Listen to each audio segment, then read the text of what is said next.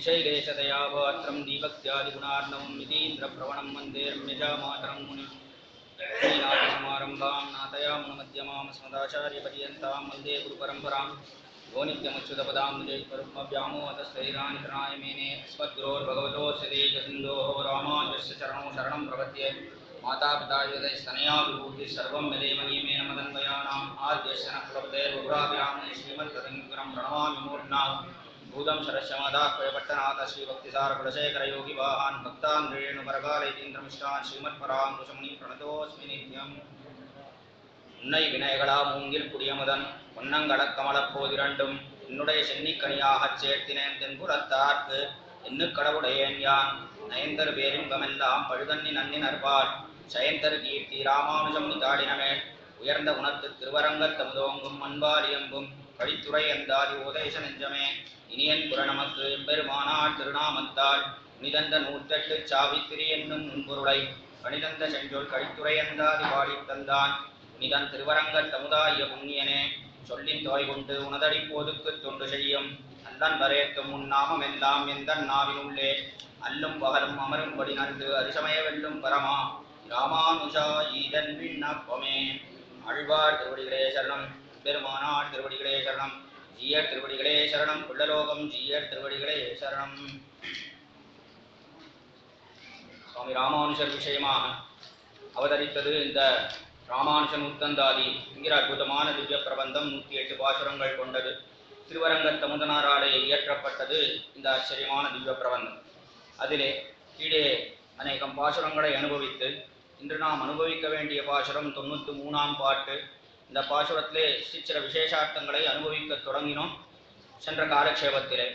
அந்த பாசுரமாவது கட்டப்பொருளை மறைப்பொருளென்னு கயவர் சொல்லும் பெட்டை கெடுக்கும் பிரானல்லனே என் பெருவினையை கிட்டிக் கிடங்கொடு தன் அருளென்னும் உள்வாள் உருவி வெட்டி கடைந்தார் ராமானுஜா என்னும் மெய்த்தவனே என்று ஆச்சரியமான பாசுரம்.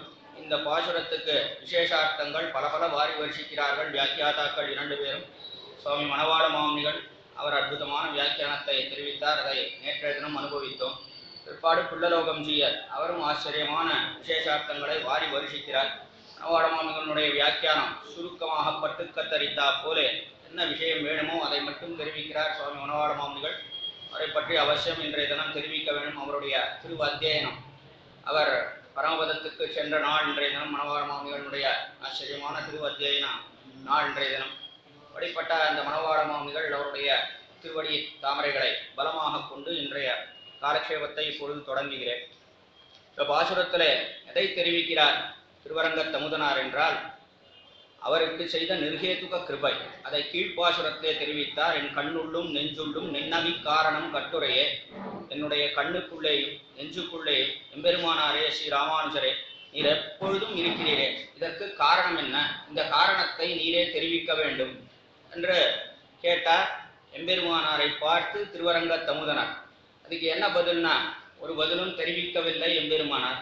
அடுத்தபடியா மற்றொரு நிர்ஹேதுகமான கிருபை அவர் செய்த காரியத்தை தெரிவிக்கிறார். அதான் இந்த பாட்டுக்கு முக்கியமான தாற்பயார்த்தம். கட்டப்பொருளை மறைப்பொருள் என்று, கட்டப்பொருள் என்றால் கஷ்டமான பொருள். அந்த பொருளெல்லாம் அத்வைதிகள் குதிருஷ்டிகள் அவர்கள் சொல்லக்கூடிய அந்த பொருள் அர்த்த விசேஷங்கள் அதெல்லாம் மறைப்பொருள், அது வேதத்திலே சொன்ன அர்த்த விசேஷங்கள் என்று தெரிவிக்கிறார்கள் அவர்கள். ஆனால் அது மிகவும் ஏற்றுக்கொள்வதற்கு சிரமமாக இருக்கிறது. அப்படிப்பட்ட மறைப்பொருள் என்று காட்டுகிறார் இவ்விடத்திலே. கட்டப்பொருளை மறைப்பொருள் என்று கயவர் சொல்லும் பெட்டை கெடுக்கும் பிரானல்லனே. அதற்கு மேலே என் பெருவினையை, என்னுடைய மிகச்சிறந்த பாவம் அதை வெட்டி எறிந்தார் சுவாமி எம்பெருமானார் என்று தெரிவிக்கிறார். முதல்ல பின் 2 வரிகளுக்கு அர்த்தம் தெரிவித்து பிற்பாடு முன் 2 வரிகளுக்கு அர்த்தம் தெரிவிக்கிறார் இவ்விடத்திலே புள்ளலோகம் ஜீயர். அதாவது முதல்ல என் பெருவினையை கிட்டி கிடங்கொடு என்று தெரிவிக்கிறபடினாலே இவ்விடத்திலே காட்டுகிறார் என்னுடைய மிகச்சிறந்த பெருவினை, பெருத்த பாவம், அல்லது என் பெய்வினை. பெய்வினை என்றால் நானே செய்த பாவம், வேறு யாரும் செய்யலை. இந்த பாவங்களை வேறு யாராவது செய்து அந்த பாவத்தினுடைய பலனை என் தலையிலே ஏறிட்டார்களான கிடையாது. நானே செய்த பாவம், 10ம் 10ஆக நானே அனுஷ்டித்து தீர்த்த பாவம். அப்படிப்பட்ட மிகச்சிறந்த கொடிய பாவங்கள் வினைகள் அதை போக்கினார் எம்பெருமானார் என்று தெரிவிக்கிறார் இவ்விடத்திலே. அதை எப்படி போக்கினார் என்றால், அவர் அஞ்சாமல் புகுந்தார், எனக்குள்ளே புகுந்தார். அதை காட்டுகிறார். என் பெருவினையை கிட்டி என்னிடத்திலே வந்தார். அந்த வினை எப்படி இருக்கு தெரியுமா? பெரிய புதர்கள் இருக்க, செடிகள் எல்லாம், காட்டு செடிகள் ஆங்காங்கே முளைத்து முள் செடிகள்லாம் அப்படியே புதர் மண்டி கிடக்கிறதே, அதை போல இருக்கக்கூடியது என்னுடைய வினை. இந்த வினையை பார்த்தாலே 10 அடி தள்ளிப்படுவோம். என்னை விட்டு விலகி நிற்பவர்கள் எல்லோரும் என்ன சமீபத்திலேயே வரமாட்டார்கள். அப்படிப்பட்ட கொடிய பாபிஷ்டனான நான் இங்கே இருக்கும் காலத்திலே எம்பெருமானார் அதை பொருட்படுத்தவே இல்லை. தைரியமாக புகுந்தார், என் சமீபத்திலே வந்தார், கிட்டினார் என்று தெரிவிக்கிறார். ஆமா, எப்படி இருக்கணும்?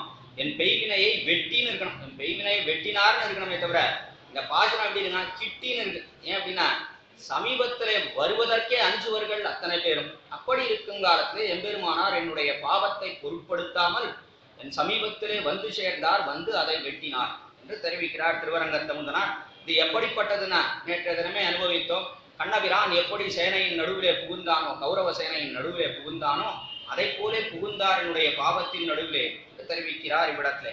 மேலே இவ்விடத்தை ஆச்சரியமா அர்த்த விசேஷங்களை வாரி வருஷிக்கிறார்.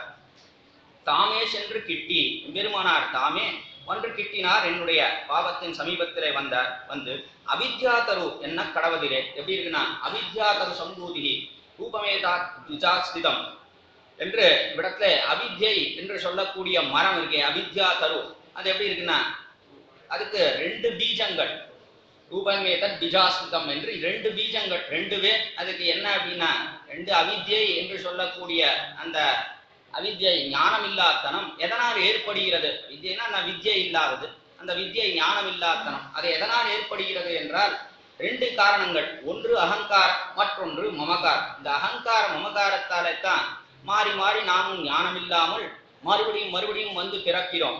அகங்காரம், நான் நான் என்று அகங்கரிக்கிறோம். நானே பெரியவன், நானே பெரியவன், எனக்கு சமமா யாரும் கிடையாது என்று நாமே நம்ம பத்தி சொல்லிட்டு இருக்கோம். இந்த பேர் சொல்லணும், அதை இவன் பெரியவன் என்று மற்ற பேர் சொல்ல இருக்க நாமே அகங்கரிக்கிறோம், நாம் பெரியவன், நாம் பெரியவன். அது ஒரு காரணம். மற்றொன்று மமகாரம். அதற்கு சேர என்ன பண்றோம்? நாம் பெரியவன் சொன்னா வஸ்துக்கள் எல்லாம், எதெல்லாம் எந்த வஸ்துக்கள்லாம் பார்க்கிறோமோ அதெல்லாம் என்னை சேர்ந்தது, என்னுடையது, என்னுடையது என்று மமகாரம். இது அகங்கார மமகாரங்கள் என்று அந்த அகங்கார மமகாரங்கள் இருக்கே, அதுதான் முக்கியமான காரணம். இதற்கு அவித்யைக்கு காரணம், அஜ்ஞானத்திற்கு காரணம். நம்முடைய அஜ்ஞானத்துக்குன்னா என்ன? அகங்கரிக்கிறோம், மமகரிக்கிறோம். அகங்காரம் மமகாரம் இல்லைன்னு வச்சுப்போம். நான் யார்? எம்பெருமானுக்கு அடிமைப்பட்டவன், ஆச்சாரியனுக்கு சேஷபூதன் என்கிற ஞானம் தெளிவா இருந்ததுன்னா அப்பொழுது அகங்காரம் ஏற்படாது. அதற்கு சேர நானே எம்பெருமானுக்கு அடிமைன்னு சொன்னா எனக்கு ஏதாவது வஸ்துக்கள் உண்டோ? என்னை சேர்ந்தது என்று எதுவுமே கிடையாது. அதனால மமகாரம் வருவதற்கும் வழி கிடையாது. அவ்விடத்துல எல்லாம் அவனுடையது. அகங்காரம் மமகாரம் இல்லைன்னு சொன்னா அப்பொழுது என்ன ஏற்படும்னா எப்பொழுதும் ஆனந்தம் தான். நானே அவனுடைய வஸ்து, அவன் எப்படி வச்சிருக்கானோ அப்படி இருக்கேன். அதனால எந்த குறையும் கிடையாது. எதனால குறையெல்லாம் ஏற்படும்? நான் அகங்கரிக்கிறபடினாலே என்ன ஏற்படும்னா, ஐயோ நான் இப்படி இருக்கேனே, மற்ற பேர் நன்னா இருக்காரு தான் ஒருத்தன். உடனே அந்த பொறாமை வந்து நான் இப்படி இருக்கேன், மற்ற பேர் நன்னா இருக்கா அப்படின்னு ஏற்படுறது. பிற்பாடு என்னுடைய வஸ்துக்கள், ஐயோ இவ்வளவுதான், என்னுடைய வஸ்துக்களை பார்த்தா இவ்வளவுதான் இருக்கு, அவன் இது வச்சுட்டு இருக்கானே, இவன் இது வச்சுட்டு இருக்கானே, அவனுக்கு இதெல்லாம் சொந்தமா இருக்கு, நமக்கு ஒண்ணுமே இல்லையே, இருப்பதற்கு ஒரு 10 அடி வீடு கூட இல்லையே, என்ன இந்த மமகார புத்தி இருக்க. இதெல்லாம் என்ன ஏற்படுறதுன்னா அஞ்ஞானத்தை நமக்கு மேலும் மேலும் வளர்க்கிறது. அதன் காரணமாக துக்கம் வந்து சேருகிறது. அது துக்கம் வருவதற்கே எது காரணம்? அது அஜ்ஞானம் காரணம். அஜ்ஞானத்திற்கு எது முக்கியமான காரணம்னா அகங்காரம் மமகாரம். அகங்காரம் மமகாரங்கள் இல்லைன்னா துக்கம் கிடையாது. அதை அற்புதமா காட்டுகிறார் இவ்விடத்தை. அப்படிப்பட்ட அவித்யா தரு, இது அவித்யைக்கே உடலாக இருக்கக்கூடியது. இந்த சரீரமானது இதுவே ஒரு மரத்தை போல இருக்கு. இந்த அவித்யை இதுல 2 விஷயம் எதுன்னா, ஒண்ணு அகங்காரம், ஒண்ணு மமகாரம்னு காட்டுகிறார். அதையெல்லாம் போக்கினார் எம்பெருமானார் என்பதுதான் தேர்ந்த அர்த்தம். விடத்தை என்ன கடவுதரே வினையை கிட்டி என்றது வினையேனை கிட்டி என்றபடியாய், வினையை கிட்டின என்ன? என்னுடைய வினை பாவத்தை கிட்டி சமீபித்து வந்து அதன் அருகில் வந்து அப்படின்னா என்ன அர்த்தம்? பாவத்தின் அருகிலே வந்தான்னா என்ன அர்த்தம் அப்படின்னா பாபிஷ்டனான என் அருகிலே வந்துன்னு அர்த்தம். என்னிடத்துல வந்தார்னு அர்த்தமே தவிர பாவத்துக்கிட்ட எங்கேயாவது போக முடியுமா? பாவம்ங்கிறதெல்லாம் எல்லாம் செய்து முடித்தாயிற்று. அதுக்கிட்ட எங்கேயாவது யாராவது போக முடியுமா? முடிஞ்சு போனது. நம்ம எத்தனையோ காரியங்கள் பண்றோம், அந்த காரியம் அப்படியே இருக்காண்ணா.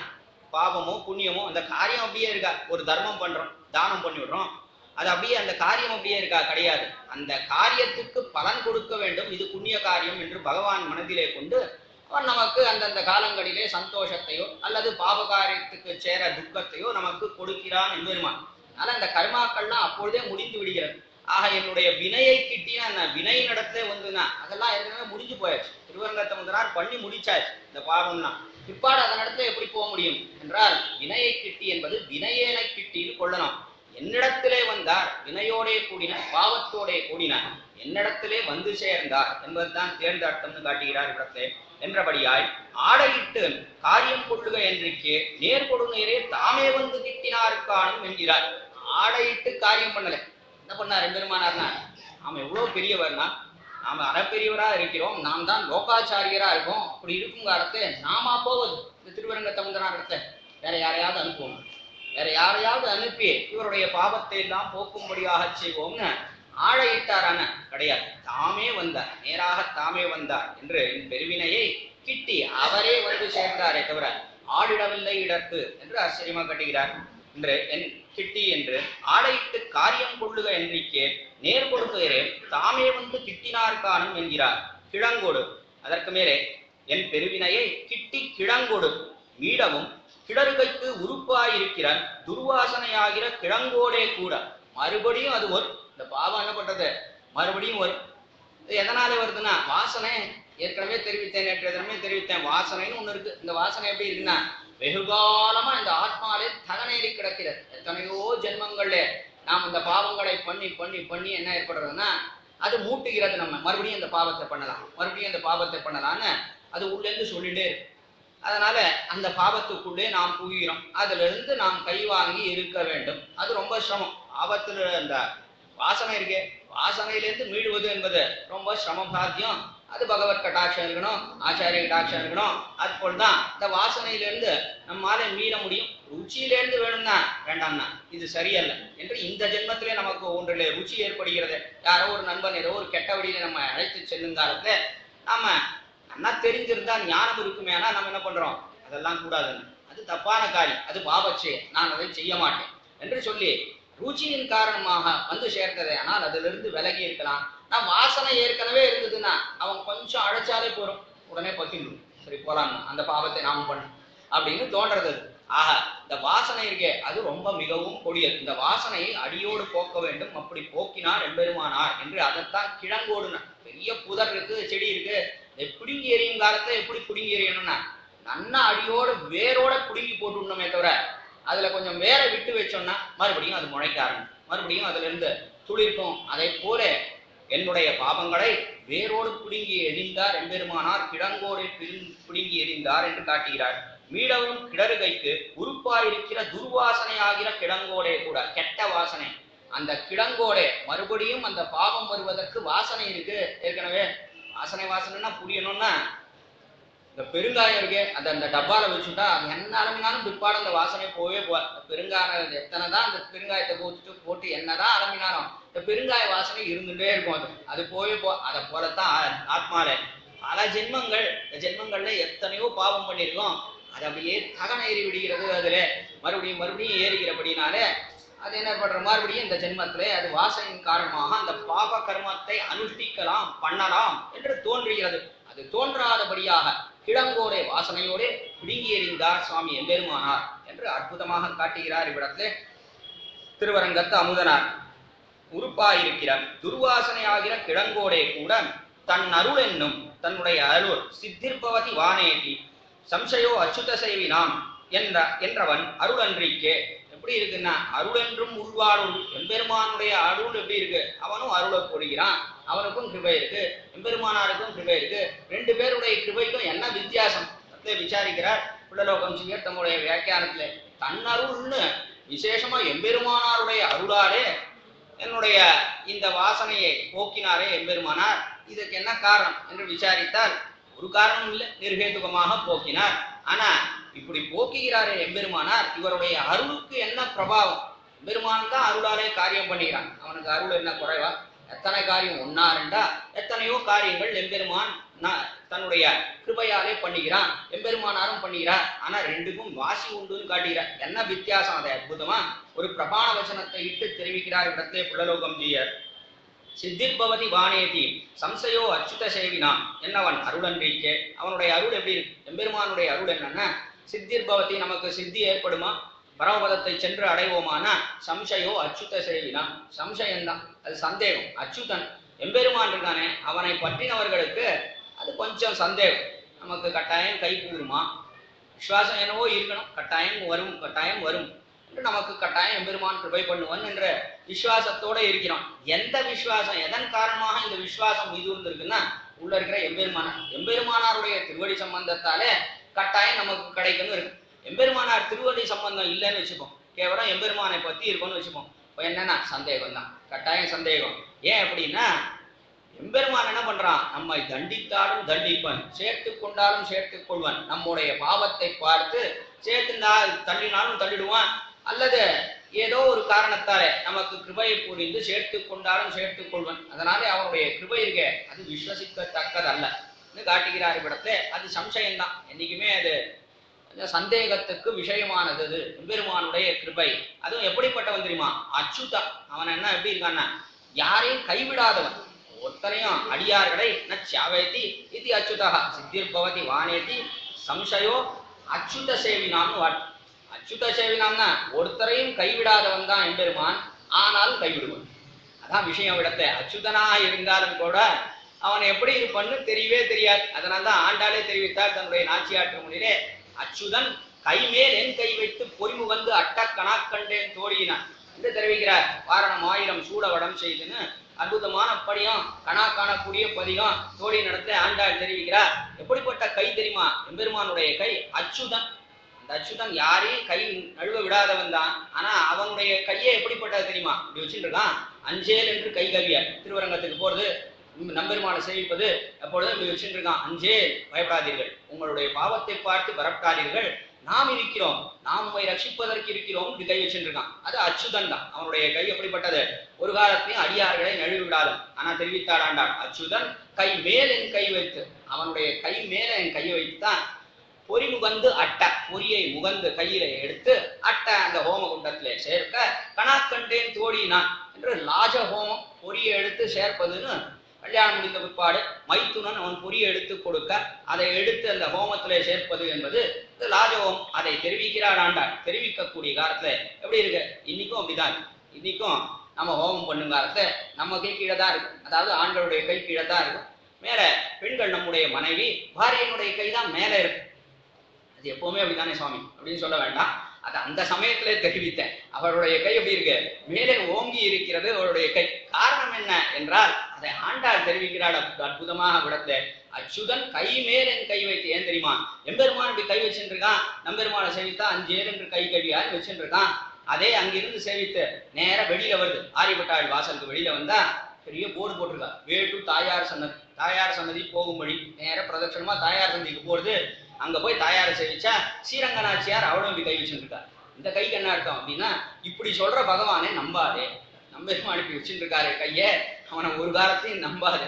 அவன் கழுத்தை பிடிச்சி வெளியில இப்படி இருக்கிற கை திடீர்னு இப்படி அர்த்தச்சந்திர பானமா மாறி இப்படி கழுத்தை பிடிச்சி வெளியில தள்ளினாலும் தள்ளிடும். ஆனா என்ன நம்பு, என்னுடைய கை இருக்க அது எப்படி இருக்குன்னா, அச்சுதன் கை மேல் என் கை, என்னுடைய கை இருக்க அவனுடைய கையை காட்டிலும் உயர்ந்த கை என்று அற்புதமாக வியாக்கியானம் செய்து காட்டுகிறார்கள் நம்முடைய பூர்வர்கள். செந்தாமரை கையால் சீரார் வரையொழிப்பார் வந்து திரவா என்று நப்பின்னை பிராட்டியினுடைய கை எப்படி இருக்குன்னா அது உயர்ந்த கை. கண்ணபிரானுடைய கையை காட்டணும், அது சிவந்த தாமரை புஷ்பத்தை போல இருக்கக்கூடிய ஆச்சரியமான திருக்கைகள். அந்த கைக்கு என்ன பிரபாவம்னா, ஒரு காலத்திலே மடியார்களை விடாத திருக்கை பிராட்டியினுடைய கை, ஸ்ரீரங்கநாச்சியாருடைய கை. அதே போலத்தான் சுவாமி எம்பெருமானாருடைய கை. அவள் என்ன பண்றா, அவளும் புருஷகாரம் செய்து சேர்த்து வைக்கிறாள் எம்பெருமானோட.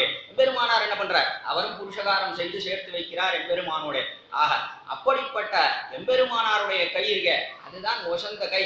அவருடைய அருள் இருக்க, அவருடைய கிருபை அதுதான் வசந்தது என்று இவ்விடத்தை அற்புதமாக காட்டுகிறார். அதனால எம்பெருமான் அச்சுதனாக இருக்கலாம், அடியார்களை விடாதவன் தான். ஆனா என்ன பண்றான், அவனே ஒரு சமயம் திடீர்னு அடியார்களை தண்டித்தாலும் தண்டித்து விடுவனா. பாவத்தை பார்த்து எத்தனை காலம் இப்படியே சேர்த்துட்டு இருக்கிறது, அடியார்களை கைவிட மாட்டேன் விடமாட்டேன்னு சேர்த்துட்டு இருக்கிறது.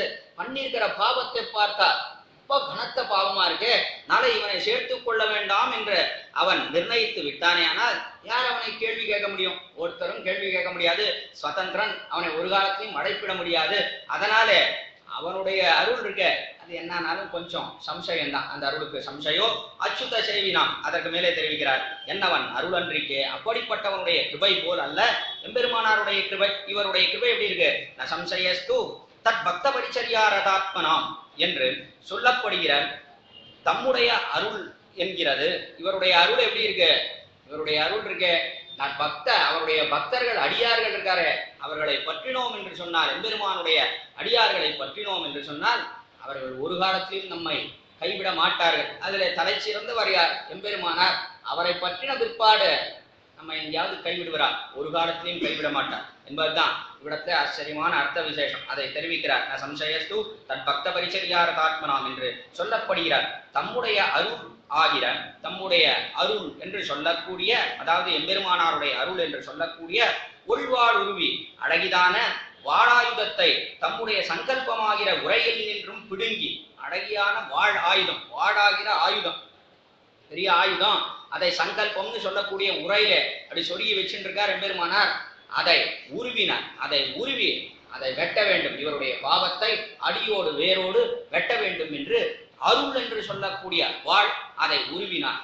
உரை என்ன? அந்த வாளுக்கு எது உரைனா? சங்கல்பம். இத்தனை காலம் சங்கல்பம்ல எம்பெருமானாருக்கு இவருடைய பாவத்தை போகணும்னு இப்பொழுது திடீர்னு ஒரு நாள் சங்கல்பம் ஏற்பட்டது, அதனாலே அதை போக்குவேன் என்று இப்பொழுது அந்த அருளை தம்முடைய சங்கல்பமாகிற உரையிலிருந்து உருவினார். அந்த வாளை உருவினார், வெட்டுகிறார் இப்பொழுது என்று காட்டுகிறார் இவ்விடத்துல. ஏன் இத்தனை காலம் பண்ணல, ஏன் இப்பொழுது பண்ணுகிறார்? அதற்கு தான் பதில். அதுதான் கேட்கிறார். ஏன் இன்னைக்கு என் கண்ணுள்ளும் நெஞ்சுள்ளும் நிற்கிறாரே பெருமானாரே தேவரீர், ஏன் இதுக்கு முன்னாடியே இதை பண்ணலைன்னா? பெருமானார் எந்த பதிலையும் தெரிவிக்கவில்லை. அது நிர்ஹேதுகம்னா காரணமற்றது. எப்பொழுது ஏற்படும் தெரியாது. திடீர்னு சங்கல்பம் ஏற்பட்டது எம்பெருமானார் திருவுள்ளத்திலே, அதனாலே அருளாலே இவருடைய பாவத்தை போக்கினார் என்பதுதான் தேர்ந்த அர்த்தம் இடத்திலே. இதை காட்டுகிறார். அழகிதான வாடாயுதத்தை தம்முடைய சங்கல்பமாகிற உரையில் நின்றும் பிடுங்கி, ஒள் அழகு, ஒள்னா அழகிய வாழ் அர்த்தம். அழகிய வாழ் என்றால் அழகிய அருள் அர்த்தம் இவ்விடத்திலே. ஒள் வாழ் ஒளியை உடைத்தான வாழ் எண்ணுதல். அதுக்கு மேலே ஒளி நல்ல தேஜஸோட கூடினது, மிகச்சிறந்த ஒளியோட கூடினது, எம்பெருமானாருடைய அருள்னு சொன்ன மிகச்சிறந்ததாக இருக்கக்கூடியது என்று தேர்ந்த அர்த்தம் இடத்திலே. கூறிய வாழ் எண்ணுதல் ரொம்ப கூர்மையோட கூடினது. இல்லைன்னா எல்லாத்தையும் அறுக்கணுமே. இவ்வளோ பெரிய செடியை, பெரிய புதரை வேரோட அறுப்பதுன்னு சொன்னா இது எவ்வளவு கூர்மை வேணும்.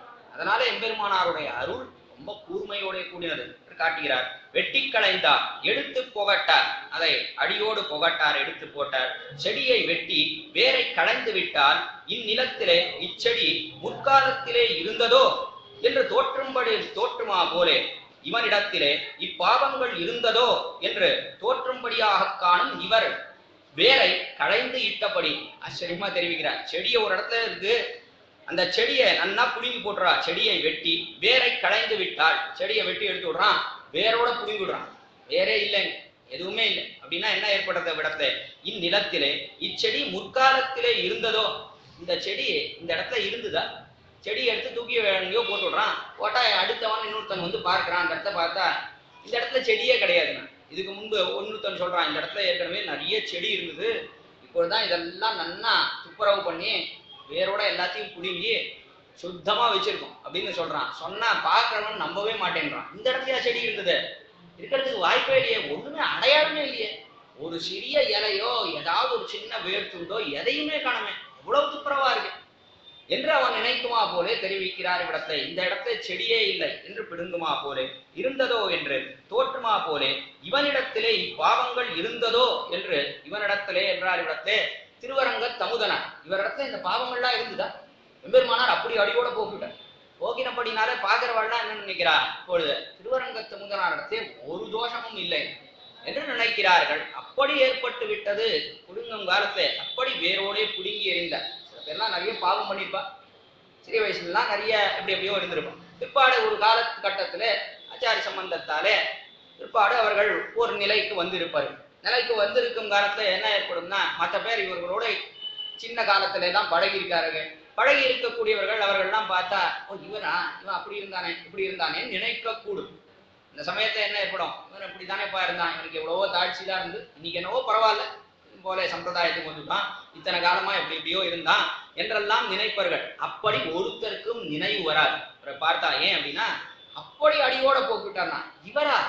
இவர் முன்பு அப்படி இருந்ததா தெரியல, இவர் வேற போல இருக்கு. இந்த திருவரங்கத்தை முதனார் இருக்காரு, இவர் வேற யாரும்னா இவரிடத்துல இப்படி எல்லாம் பாவம் இது வரைக்கும் நம்ம ஏதோ தப்பா நினைச்சுட்டு இருக்கோம், முன்பு இவர் பாவங்கள்லாம் செய்தார்னு நினைச்சுட்டு இருக்கோம், இவரிடத்துல ஒரு பாவமும் கிடையாது என்று எல்லோரும் நினைக்கும்படியாக வேரோடு பிடுங்கி எறிந்தார் என்று இவ்விடத்துல அற்புதமாக தெரிவிக்கிறார். அதான் தேர்ந்தட்டம். இவனிடத்திலே இப்பாவங்கள் இருந்ததோ என்று தோற்றும்படியாக காணும் இவர் வேரை களைந்து விட்டபடி இவர் வேரை அடியோடு போக்கினது எப்படி ஏற்பட்டதுன்னா, திருவரங்கத்தை முதனார் இடத்துல பாவம் இருக்குன்னு தெரிந்தவன் கூட அவன் கூட எப்படி நினைத்தான்னா, இவரிடத்துல ஒரு பாவமும் கிடையாது, இதுவரைக்கும் இவரிடத்துல பாவமே கிடையாது என்று நினைக்கும்படியாக அடியோடு கிள்ளி எறிந்தார் சுவாமி எம்பெருமானார் ஆச்சரியமா காட்டினார். மெய்த்தவன் சத்தியமான தபஸை உடையவர். சத்தியமான தபஸ் அது என்ன தபஸ்?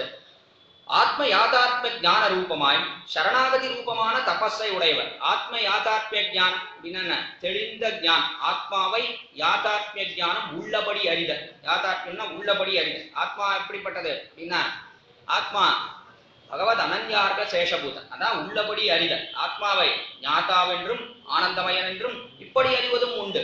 அதற்கு மேலே ஆத்மா எப்படிப்பட்டது, அந்தரங்கமா அதை நினைப்பது எப்படின்னா, அது பெருமானுக்கே அடிமைப்பட்டது. சேஷத்துவமே ஆத்மாவுக்கு ஸ்வரூபம். சேஷத்துவம் இல்லாத போது இல்லையாயிடும். ஆக சேஷத்துவம் தான் எம்பெருமானுக்கு, அதாவது ஆத்மாவுக்கு அதுதான் நிலைகின்ற ஸ்வரூபம். அதான் யாதாத்மிய ஞானம். அதை தெரிவிக்கிறார். ஆத்ம யாதாத்மிய ஞான ரூபமாய் சரணாகதி ரூபமான தபஸை உடையவர். அதற்கு சேர என்ன?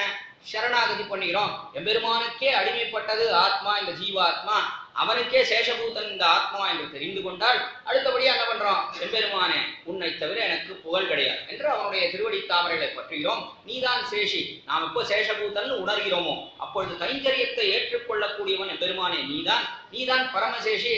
அதனால உன்னுடைய திருவடிகளையே பற்றுகிறேன் எம்பெருமானே, நீதான் எனக்கு கிருபை செய்து அருள வேண்டும் என்று நாம் பிரார்த்திக்கிறோமே, அதுதான் சரணாகதி. இதை காட்டிலும் உயர்ந்த தபஸ் கிடையவே கிடையாது. அது நமக்கு கட்டாயம் எம்பெருமானை பெற்று தருகிறது என்று பார்க்கிறோம். அப்படிப்பட்ட தபஸை உடையவர் எம்பெருமானார்னு காட்டினார். சரணாகதி ரூபமான தபஸை உடையவர். தஸ்மாது ஞாசமேஷாம் தபசாம் அதிரிக்தமாகு என்கிறபடியே சர்வேஷாம் தபசாம் உத்கிருஷ்டயான பிரபத்தியிலே நிஷ்டர் என்றபடி எப்படி இருக்க? தஸ்மாத் ஞாசமேஷாம் தபசாம் அதிரிக்தமாகும். நீ தினமே தெரிவித்தேன். ஞாசம் ஞாசம்னு என்ன? வைத்தல். எம்பெருமானத்தை நன்றாக வைத்து விடுதல் இந்த ஜீவாத்மாவை. இனி இதை பத்தி நாம கவலைப்பட வேண்டிய அவசியமே கிடையாது. அவனே ரட்சகன், எம்பெருமானே ரட்சகன். அவன் இதை ரட்சித்தாலும் சரி, அவனுடைய இஷ்டம்.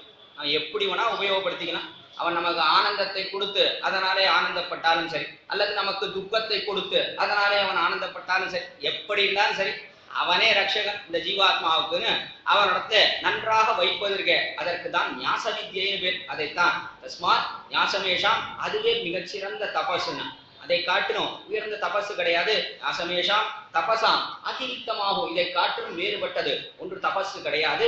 இதுதான் மிகச்சிறந்த தபஸ். இந்த சரணாகதி தான் மிகச்சிறந்த தபஸ் என்று தெரிவிக்கிறார். என்கிறபடியே சர்வேஷாம் தபசாம், எல்லா தபசுக்களை காட்டிலும் உத்கிருஷ்டையான பிரபத்தியிலே நிஷ்டர் என்றபடி அதை காட்டிலும் உயர்ந்தது, எல்லா தபசுக்களை காட்டிலும் உயர்ந்ததாக இருக்கக்கூடியது எதுன்னா பிரபத்தின்னு சொல்லக்கூடிய இந்த தபஸ். எம்பெருமானே பற்றுகிறானே, பிரபன்னன் என்ன?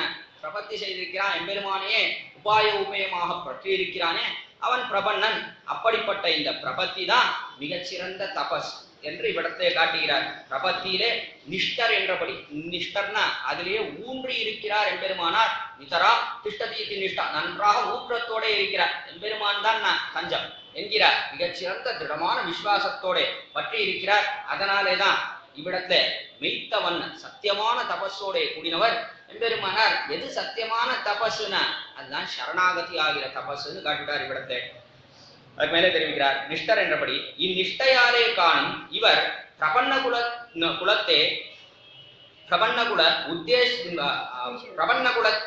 உத்தேசரானதும் பிரபன்ன ஜன கூட்டஸ்தரானதும் இந்த தபஸாலே தான், அதாவது இப்படிப்பட்ட பிரபத்தி பண்ணினபடினாலே தான் இவர் எப்படி இருக்காருன்னா பிரபன்ன குலத்துல இருக்கக்கூடிய அனைவருக்கும் உத்தேசியர் சுவாமி எம்பெருமானார். நாம் எல்லோரும் எம்பெருமானாரே தஞ்சம்னு இருக்கோம். அதுக்கு மேலே இவர் எப்படி இருக்காருன்னா எம்பெருமானார் பிரபன்ன ஜன கூட்டஸ்தராக இருக்கிறார். இந்த கூட்டத்துக்கே பிரபன்ன ஜன கூட்டத்துக்கே தலைவராக இருக்கிறார்.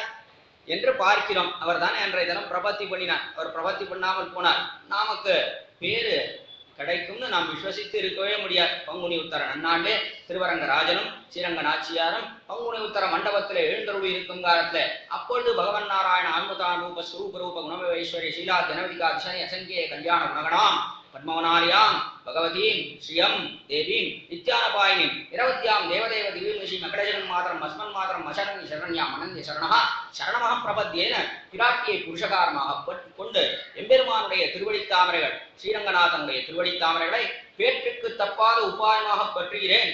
பெருமானே கட்டாயம் பேரு நிச்சயம் உன்னுடைய திருவடித்தாமரைகளை பற்றுகிறேன். ஏன் தெரியுமா? இப்பொழுது பேரு நிச்சயம்னு நான் திருடமாக இருக்கிறேன். பக்கத்துல பிராட்டி இருக்கா. புருஷகாரம் செய்வதற்கு பிராட்டி இருக்கா. பெரிய பிராட்டியார் முன்னிலையிலே பெரிய பெருமாளை திருவடித்தாமரைகளை பேற்றுக்கு தப்பாத உபாயமாக பற்றினார் சுவாமி எம்பெருமானார். அதுதான் சரணாகதி. அது சரணாகதி அவருக்காக மட்டும் பண்ணல, நமக்காக பண்ணினார். அக்காலத்துல அவருக்கு என்னவோ நிச்சயம். அவருக்கு ஏதாவது சந்தேகம் உண்டா? பரமத்துல ஏதாவது சந்தேகம் உண்டா? அங்கிருந்து வந்தவர் தான் ஆதிசேஷன் தானே, அங்கிருந்தானே வந்திருக்கிறார். ஆதிசேஷன் அனந்த பிரதம் ரூபம் லக்ஷ்மணஸ்து ததப்பரம் பலபத்ரஸ்துதியஸ்து கலவு ராமானுஜஸ்துதா என்று பவிஷ்யத் புராண வச்சனத்தின்படி எம்பெருமானார் பரமத்திலிருந்து ஆதிசேஷன் தான் வந்திருக்க. அவருக்கு எந்த சந்தேகம் கிடையாது திரும்பி போறதுல. ஆனா யாருக்காக அன்றைய தினம் பிரார்த்தித்தார்னா நமக்காக பிரார்த்தித்து வைத்தார். அன்றைய தினம் நம்ம எல்லோருக்கும் பரமபதம் நிச்சயம் என்று எம்பெருமானே தெரிவித்தார். அன்றைய தினம் உம்மையும் உம்மையுடைய சம்பந்தம் பெற்றவர்கள் அத்தனை பேரையும் நான் அழைத்து செல்கிறேன் என்று சோதிவாய் திறந்து அருளி செய்தபடினாலேதான் நாமும் சரி எம்பெருமானார் சம்பந்தத்தாலே நமக்கு மோட்சம் நிச்சயம் என்று மார்பிலை கை வைத்து உறங்குகிறோம் என்று இவ்விடத்தை தெரிவிக்கிறார். அதனாலே நமக்கு ரொம்ப உத்தேசம் பிரபன்ன ஜனருக்கு எம்பெருமானையை தஞ்சமாக பற்றி இருக்கக்கூடிய அனைவருக்கும் எம்பெருமானார் மிகவும் உத்தேசம். எம்பெருமானே தஞ்சம்னு பத்தினவாளுக எம்பெருமான் தானே உத்தேசம்னா கிடையாது, எம்பெருமானார் தான் உத்தேசம். ஏன் அப்படின்னா தஞ்சமாக பற்றணும்னு காட்டி கொடுத்ததே எம்பெருமானார் தான். அவர் இல்லைன்னா நமக்கு தெரியுமா? தெரியவே தெரியாது. எம்பெருமானை என்கிற தினம் பற்றுகிறோம், போய் கோயில்கள்ல போய் சேவிக்கிறோம்னா காரணம் யாரு? எம்பெருமானார் தான். எம்பெருமானார் தான் அதை எல்லாம் காட்டி கொடுத்தாரே தவிர அல்லாத பொழுது நமக்கு தெரியவே தெரியாது. அதனாலே தெரிவிக்கிறார் இவ்விடத்திலே உத்தேசரானதும் பிரபஞ்சன கூட்டஸ்தரானதும் ராமானுஜன் இப்படிப்பட்ட எம்பெருமானார், இவ்வளவு பெருமையோடைய கூடின எம்பெருமானார் என்னுடைய எல்லா பாபங்களையும் போக்கினார், தம்முடைய அருளாலை போக்கினார். அதற்கு மேலாக மெய்த்தவன் மிகச்சிறந்த சரணாகதி சாஸ்திரத்தை நமக்கு எடுத்து உரைத்தார். அப்படிப்பட்ட மிகச்சிறந்த குணவாளரான எம்பெருமானார் அவர் செய்த காரியம் என்ன? நிர்ஹேதுகமாக மேலேயும் ஒரு காரியம் செய்திருக்கார். யாரும் கேட்காத காலத்துல மற்றொரு அற்புதமான காரியம் செய்தார். என்ன பண்ணினார்? குதிருஷ்டிகரை நிரசித்தார். அதை மேலே தெரிவிக்கிறார். கட்டப்பொருளை மறைப்பொருள் என்று கட்டப்பொருள் அது எப்படி இருக்குன்னா பரம்பிரம்மைவ ஞானம் பரமபரிகதம் சம்சரதி தத்ரோ பரோபாத்தியாரீடம் இத்தியாதிப்படியே உபபிரம்மண விருத்தங்களாய் எப்படி இருக்குன்னா அவர் என்ன தெரிவிக்கிறார்? அத்வைதிகள் புதுருஷ்டிகள் அவர்கள் தெரிவிக்கக்கூடியது என்ன? பிரம்மா, அந்த பிரம்மத்தை அறியாதவன் பிரம்மம் எப்படி இருக்கான் அப்படின்னா அது ஒன்றாகத்தான் காண கிடைக்கிறது தவிர மற்றொரு வஸ்து கிடையவே கிடையாது. இதை எவன் அறிய மாட்டேங்கிறானோ அவன் மறுபடியும் வந்து பிறக்கிறான், சம்சாரத்தை மறுபடியும் வந்து பிறக்கிறான் என்று விபரீதமான ஒரு அர்த்தத்தை தெரிவிக்கிறானே, அதான் கட்டப்பொருள். கட்டப்பொருள்னா தாழ்ந்த பொருள் அல்லது கஷ்டமான பொருள், அது மிகவும் விபரீதமாக இருக்கக்கூடிய அர்த்தம். அதை தெரிவித்தார். கட்டப்பொருள் என்று இவ்விடத்திலே இத்தியாதிப்படியே உபபிரம்மணமான விருத்தங்களையும் உபபிரம்மண விருத்தங்களையும்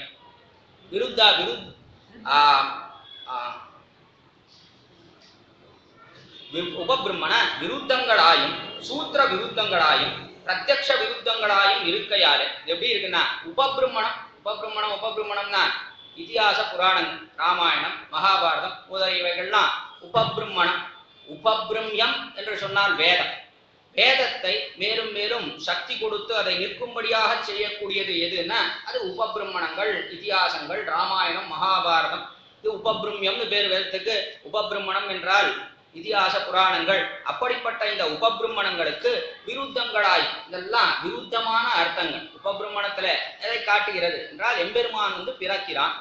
பெருமானுடைய அவதாரங்கள் தானே முக்கியமான தாற்பயம். இதிகாசங்களுக்கு என்ன தாற்பயம்? ராமனாகவும் கிருஷ்ணனாகவும் வந்து பிறந்தான் எம்பெருமான், ஒவ்வொரு யுகங்களிலே ஒவ்வொரு அவதாரங்கள் செய்கிறான் எம்பெருமான் என்பதுதான் அந்த இதிகாசங்களுக்கே முக்கியமான தாற்பயம். அது என்ன சொல்றாவா என்றால் அப்படிலாம் எம்பெருமான் பிரம்மம் என்று ஒன்று கிடையாது, அதெல்லாம் பிறப்பது என்றெல்லாம் நமக்கு தோன்றுகிறதே தவிர அது சத்தியம் அல்ல என்று அதையெல்லாம் நிராகரித்து விடுகிறார்கள் அத்வைதிகள். ஏன் அப்படின்னா இருக்கிறது ஒரு வஸ்து தான், மற்றொரு வஸ்து கிடையவே கிடையாது. பிரம்மம் ஒன்றுதான் உண்மை என்று தெரிவித்து விட்டால் பிற்பாடு அந்த பிரம்மம் வந்து பிறந்தது, அதை இப்படி எல்லாம் பேசித்து இவர்களோட உரையாடித்து இதெல்லாம் பொய்யா போயிடும். அதனால எல்லாமே பொய் என்று உபபிரம்மண விருத்தங்களாய் இருக்கிறது அவர்கள் சொல்லக்கூடியது. அதை தெரிவித்தார். அடுத்தபடியா சூத்திர விருத்தங்களாயும், சூத்திரம் வியாசருடைய பிரம்ம சூத்திரம், அந்த சூத்திரத்திலே எத்தனையோ நிர்ணயித்து கூறுகிறார் வியாசர்.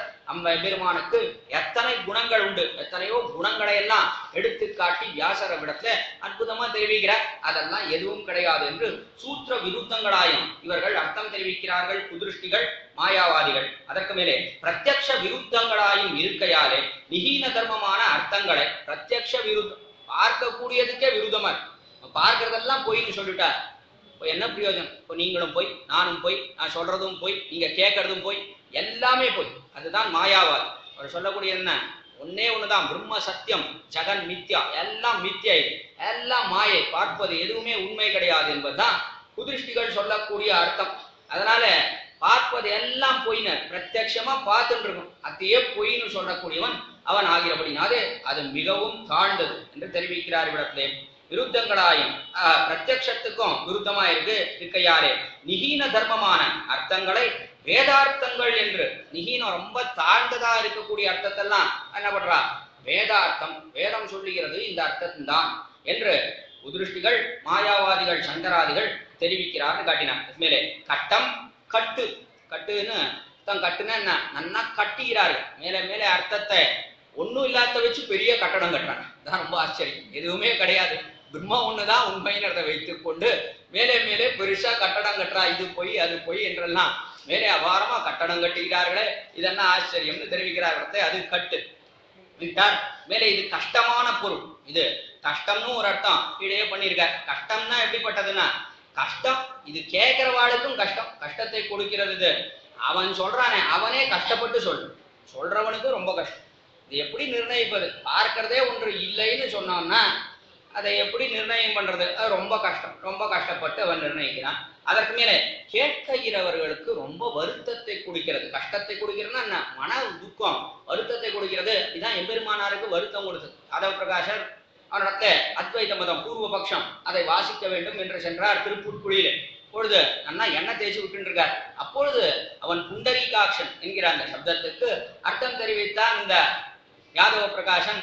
இந்த எம்பெருமான் எப்படி இருக்கான், இந்த சூரிய மண்டலத்தின் நடுவில் இருக்கக்கூடிய எம்பெருமான் அவன் எப்படி இருக்கான் அப்படின்னா, அவனுடைய திருக்கண்களை வர்ணிக்கிறது. தஸ்யேகா கப்பியாசம் புண்டரீகமேவ மக்ஷினி தஸ்ய உதிதி நாம் என்று எம்பெருமானை வர்ணிக்கிறது சாந்தோக்கிய உபனிஷத்து. அதற்கு அர்த்தம் தெரிவிக்கிறான் யாதவ பிரகாசன். எம்பெருமானுடைய திருக்கண்கள் எப்படி இருக்கு, தஸ்யேகா புண்டரி கப்பியாசம் புண்டரீகமேவ மக்ஷினி தெரிவித்தது. இந்த எம்பெருமானுடைய திருக்கண்கள் கப்பியாசம் என்பதற்கு அவன் தெரிவித்தான். கபி என்றால் குரங்கு, ஆசம் என்றால் அதனுடைய பிருஷ்டபாவம், அது எப்படி சிவந்திருக்கிறதோ அதை போலே தாமரை, அந்த தாமரை சிவந்திருக்கிறது, அந்த தாமரை கண்ணோடை கூடினவன் எம்பெருமான் என்று அவன் அர்த்தம் தெரிவித்தான் யாதவ பிரகாசன். எம்பெருமானாருக்கு இது மிகுந்த கஷ்டத்தை கொடுத்தது. அதான் கட்ட பொருள்ன்ற. இது எப்படிப்பட்ட பொருள் அவர் சொல்லக்கூடிய அந்த அர்த்தம் இருக்கே, யாதவ பிரகாசன் சொல்லக்கூடிய அர்த்தம் அது கஷ்டத்தை ஏற்படுத்தியது எம்பெருமானார் திருவுள்ளத்துல. இதை கேட்டாரோ இல்லையோ ரொம்ப வருத்தப்பட்டார். நம்முடைய மடியில எப்பொழுதும் வைத்து பார்த்து கொண்டிருக்கக்கூடியவர் எம்பெருமானை, அப்படிப்பட்டவனுடைய கண்ணடகை போய் இப்படியா வர்ணிப்பது, இதற்கு இன்னும் அழகான அர்த்தம் இருக்குங்காலத்து இதுக்கா இப்படி ஒரு அபார்த்தத்தை தெரிவிக்கிறான். எங்கேயாவது குரங்குனுடைய பிருஷ்டபாகம்னு அதையா திருஷ்டாந்தமாக சொல்லணும் எம்பெருமானுடைய கண்ணழகுக்கு, அந்த சிவப்புக்கு சொல்ல வேண்டிய அவசியமே கிடையாது. வேறு இன்னும் அழகான அர்த்தம் இருக்கும் காலத்தை இப்படி தெரிவிக்கிறானே என்று மிகுந்த வருத்தம் ஏற்பட்டது எம்பெருமானாருக்கு. அதுதான் கஷ்ட பொருள். அதனால என்ன ஏற்பட்டனா, கண்கள் இருந்து அப்படியே சோகாசு பெருகிட்டது. சரி நேரம் அவனுடைய தொடையில, மேல இருந்து தலையில என்ன தேய்ச்சிட்டு இருக்கார், அவனுடைய தொடையில வந்து விழுந்தது. யாதவ பிரகாசனுடைய தொடையில விழுந்த உடனே சோகாசு ஆகிறபடினாலே அப்படியே கொதித்தது. அக்னி குண்டம் இருக்கு, அக்னி துண்டு, அதை தூக்கி போட்டா எப்படி கொதிக்குமோ அதை போல சுட்டது யாதவ பிரகாசனுடைய தொடையில. உடனே தலையை நிமிர்ந்து பார்த்தான். ஏன் அடறி இடையாழ்வாரே, ஏன் அடறி? அப்பொழுது அவருக்கு இடையாழ்வார்னு, இடையாழ்வாரே ஏன் இப்படி உங்களுடைய கண்கள்ல இருந்து கண்ணீர் பெறுகிறது என்று கேட்டான். அப்பொழுது தெரிவித்தார், இன்னும் அழகான அர்த்தம் இருக்கும் காலத்திலே எதற்காக இப்படிப்பட்ட அர்த்தத்தை தெரிவிக்க வேண்டும் என்று அப்பொழுது தெரிவித்தார். என்ன அர்த்தம் சொல்லும்ன காலத்திலே சதர்த்தத்தை அப்பொழுது தெரிவித்தார். ஆச்சரியமான சூரியன், அவனாலே விகாசத்தை அடையக்கூடிய தாமரை, கம்பிபதி இதி கபிலி, கம் என்றால் சூரியனுக்கு பெயர். அவன் பிபதி ஜலத்தை நன்றாக முகருகிறான், ஜலத்தை நன்றாக முகருகிறான், முகரக்கூடியவன் அவன் சூரியன். பிபி கபி என்றால் சூரியன் என்ற அர்த்தம். அவனாலே நன்றாக மலர்த்தப்பட்ட தாமரை ஆழ்ந்த நீர் நிலையிலே நல்ல நீண்ட நாளத்தோட தூணினான். ஒரு பெரிய தாமரை புஷ்பம் அந்த சூரியன் நன்றாக அதை மலர்த்துகிறான். மலர்ந்த காலத்துல அது எப்படி ஆச்சரியமாக சிவப்போடு அந்த தாமரை பிரகாசிக்கிறதோ அதிகார வேளையிலே, அதை போலே கண்ணழகு படைத்தவன் அர்த்தம் சொல்ல இருக்க, அதை விட்டுட்டு எதுக்காக குரங்கினுடைய பிருஷ்டபாகம்னு குரங்கனுடைய பின்பக்கத்தை அது எப்படி சிவந்திருக்குமோ அதை போலே சிவந்திருக்கிறது என்று எதற்காக தெரிவிக்க வேண்டும் என்று எம்பெருமானார் அப்பொழுது தெரிவித்தார். கம்பீராம்ப சமுத்பூத ஸ்மிருஷ்டநாத ரவிகர விகசித புண்டரீக தல அமல ஆயத்த ஈக்ஷணஹா என்பது அற்புதமான வார்த்தையை விடத்துல சுவாமி எம்பெருமானாருடைய வார்த்தை. கம்பீராம்ப சமுபூத நல்ல கம்பீரமாக இருக்கக்கூடிய நீர்நிலை, ஆழ்ந்த நீர்நிலை, அந்த நீர்நிலையில பெரிய நாளத்தோட கூடின ஒரு தாமரை. ஏன் பெரிய நாளமா இருந்தாதான் தாமரை நல்லா பெருசா இருக்குமே, சின்னதா இருந்தா அவ்வளவு பெருசா இருக்க. நிறைய இதழ்களோட தூடின் தாமரைனா அதற்கு நாடம் இருக்கே, ஸ்டாக்னு சொல்றோமே, அது எப்படி இருக்கு, நீண்டு இருக்கிறது. கம்பீராம்ப சமுத்பூத சுமுஷ்டநாளன், பெரிய நாணத்தோட கூட சுமுஷ்டநாட ரவிகர விகசித்த, அப்படிப்பட்ட தாமரை. அந்த ரவிகரன், ரவி என்று சொன்னால் சூரியன், அந்த சூரியனாலே மலர்த்தப்பட்ட நன்றாக இருக்கக்கூடிய தாமரை இருக்கே ரவிகர விகசித்த புண்டரீக தல அமல ஆயத்த ஈக்ஷணா. புண்டரீகாட்சன்னு அந்த எம்பெருமானுக்கு தேரு, தாமரை கண்ணன்னு பேரு. இந்த தாமரையை போலே சிவப்போட கூடின அந்த திருக்கண்களை உடையவன் எம்பெருமான் அவிடத்தை தெரிவித்தார் சுவாமி எம்பெருமானார். அதனால எப்படி இருக்குன்னா அது கஷ்டத்தை உண்டு பண்ணக்கூடியது. அவர்கள் சொல்லக்கூடிய அந்த அர்த்தம் எல்லாம் நமக்கு கஷ்டத்தை கொடுக்கிறது. எம்பெருமானாருக்கே ரொம்ப புண்பட்டது கஷ்டம். இன்னும் எத்தனையோ இடங்கள், ஒன்றல்ல ரெண்டல்ல, இது ஒரு அர்த்தம் சத்தியம் ஞானம் அனந்தம் பிரம்மா என்று அதற்கு ஒரு விபரீத அர்த்தம் தெரிவிக்கிறான் யாதவ பிரகாஷ். அப்படி நிறைய இடங்கள்ல ஒரு மாத்தி மாத்தி அர்த்தம் சொல்லவே தான் இந்த எம்பெருமானாரையே கொல்லணும்னு முடிவு பண்ணான் யாதவ பிரகாஷ். இவர் இருந்தா இனி நாம் சொல்லக்கூடிய அர்த்தத்தெல்லாம் அழிச்சுடுவார்னு அவனே கொல்லணும்னு அவன் நினைத்தான் யாதவ பிரகாஷன்.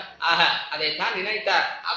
அவன் சொல்லக்கூடிய அத்வைத்தமே வேறு. யாதவ பிரகாஷன் சொல்லக்கூடிய அத்வைத்தம் என்ன, எல்லாம் உண்டு, சித்து உண்டு, அசித்து உண்டு, ஆத்மா, இந்த அதே போல அச்சேதன வஸ்துக்கள் இதெல்லாம் உண்டு. ஆனா இது எப்படி இருக்குன்னா எல்லாம் பிரம்மம் எப்படி இருக்கோ அதே போல பிரம்மத்துக்கும் எல்லாம் உண்டு. இந்த சேத்தனங்கள் இருக்கு, அதாவது ஆத்மாக்களும், அதே போல அச்சேதன வஸ்துக்கள் இன்ஆனிமேட் ஆப்ஜெக்ட்ஸ் சொல்றோமே, ஜட பதார்த்தங்கள், அறிவற்ற பதார்த்தங்கள், அதுக்கெல்லாம் என்னெல்லாம் குறைபாடுகள் உண்டோ அத்தனை உண்டு. அதுல வேறுபாடு கிடையாது. அதுல அத்வைத்தம். அவன் எப்படி அத்வைத்தம் தெரிவிக்கிறான், யாதவ பிரகாஷன் சொல்லக்கூடிய அத்வைத்தம் ரொம்ப ஆச்சரியமான அத்வைத்தம். சங்கரர் சொல்லக்கூடிய அத்வைத்தம் இரண்டாவது வஸ்துவே கிடையாது, பிரம்மத்தை தவிர வேறு வஸ்து கிடையாதுன்ட்டு.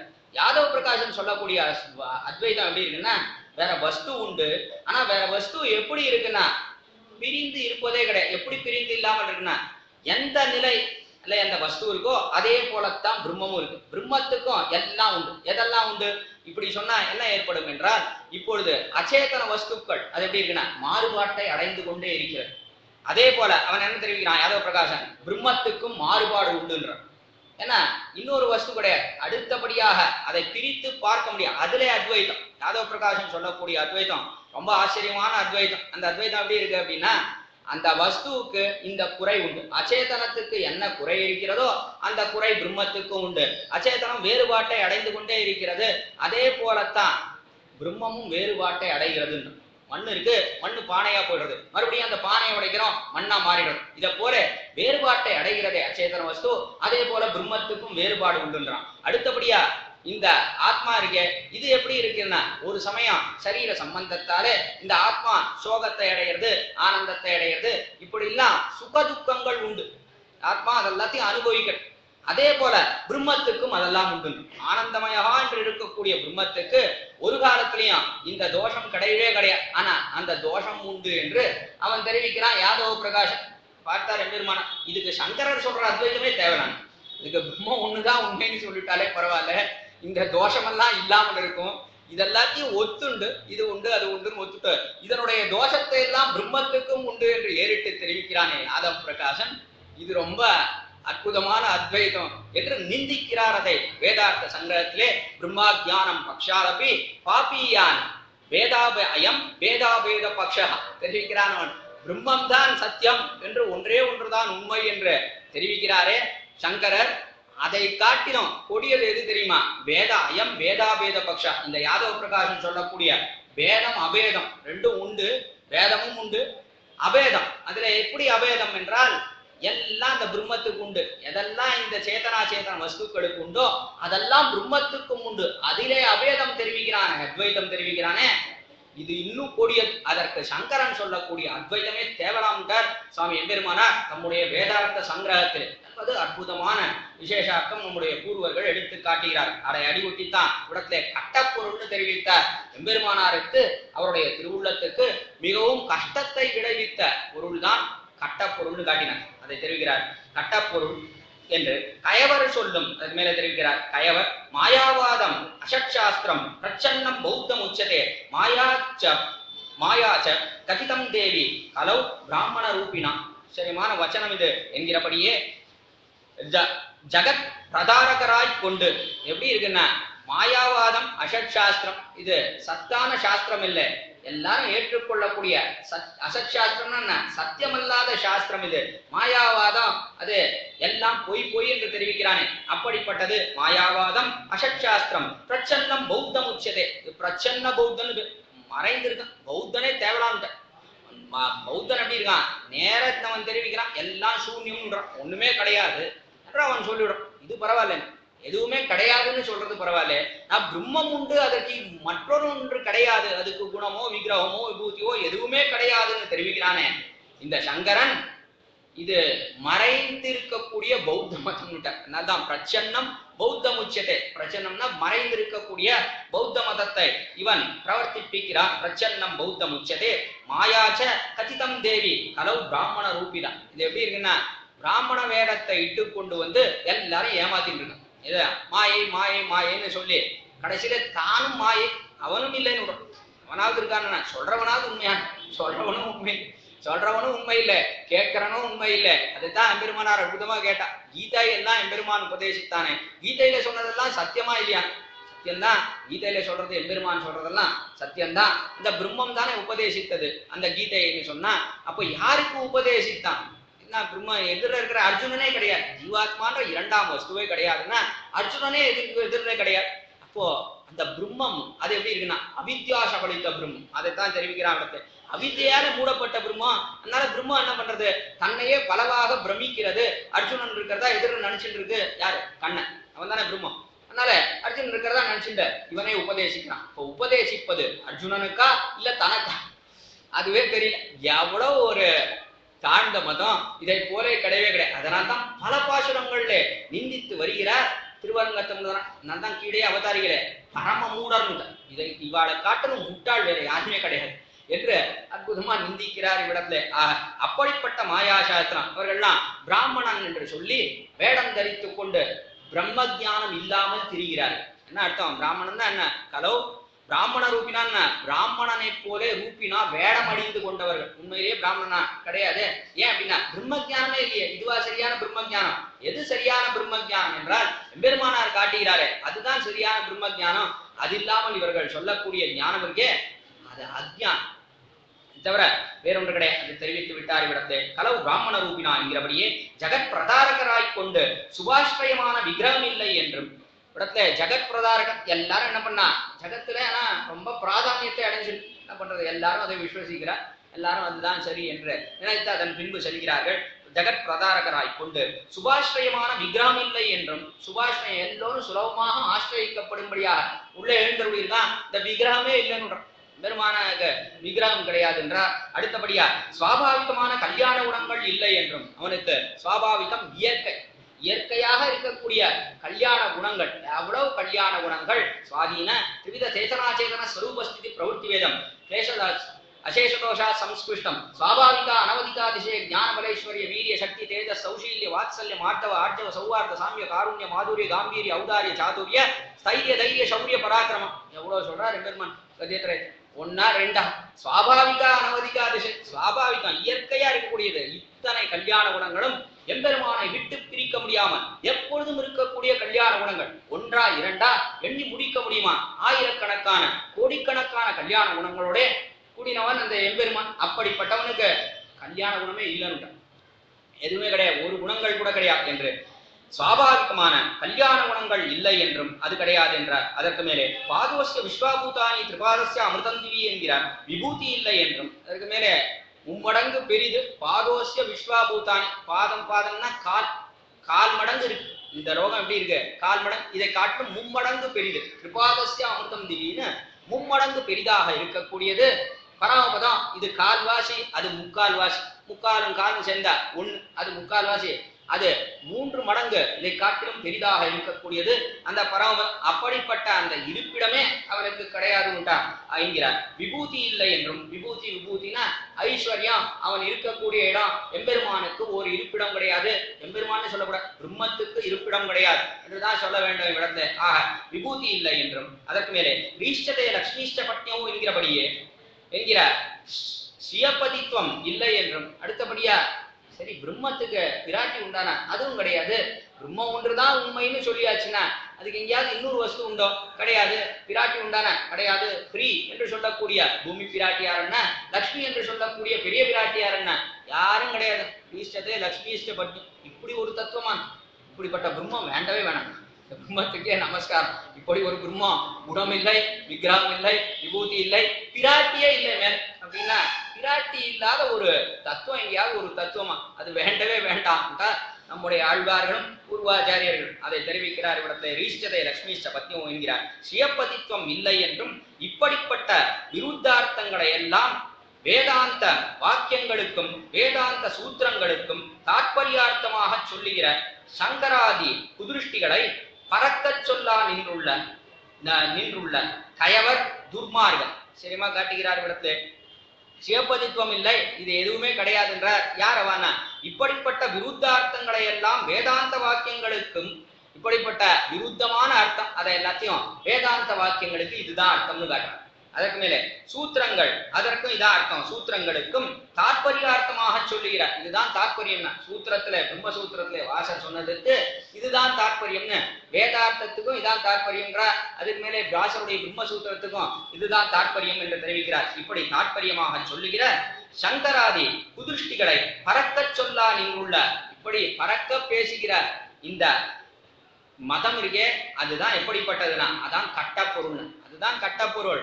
சரியான பொருளே இல்ல, தாழ்ந்ததான அர்த்தங்கள்னு காட்டுகிறார். கயவர் துர்மார்கள், கட்டப்பொருளை மறைப்பொருள் என்று கயவர் சொல்லும். கயவர்னா துர்மார்கள். துர்மார்கனா கெட்ட வழியிலே போய் கொண்டிருக்கிறார்கள் அவர்கள். அது சரியான வரி அல்ல காட்டினார். அது மேலே பெட்டை கெடுக்கும் பிரான் அல்லனே, பிராமக வாக்கியங்களை நிவர்த்திப்பித்த உபகாரகர் அன்றோ. பெட்டைனா என்ன? பிராமக வாக்கியம்னு கீழே பார்த்தோம். அர்த்தம் பார்க்கும் காலத்திலே பிராமகம்னா பிரமத்தை உண்டு பண்ணக்கூடிய எத்தனையோ வாக்கியம், அதான் சரி போல அப்படின்னு நாமே நினைச்சுட்டு. அப்படிப்பட்ட எத்தனையோ வாக்கியங்கள் அதையெல்லாம் தெரிவிக்கிறார். பிராமக வாக்கியங்களை நிவர்த்திப்பித்த, அதையெல்லாம் போக்கி அடித்தார். யாரு? உபகாரகர் அன்றோ, எம்பெருமானார் பரம உபகாரகர். யாராவது போய் பிரார்த்தித்தார் அவரிடத்துல? ஒன்றும் பிரார்த்திக்காத காலத்துல இது இத்தனையும் செய்தார். பரம உபகாரகன்றோ. பெட்டு பிராமக வாக்கியம் பெட்டை கெடுக்கையாவது பெட்டை போக்குகிறது என்று சொன்னால் அதுக்கு என்ன அர்த்தம்னா, பங்கான் தரித்த குஞ்சேன சங்கரோத்யர்த்த பல்யதா என்னும்படி அதி நிகீனங்களாய் எப்படி இருக்குன்னா, பங்கா துரித்த அந்த குஞ்சேனா நிறைய புதர்கள், இதெல்லாம் சேற்றிலிருந்து உண்டாகிறது.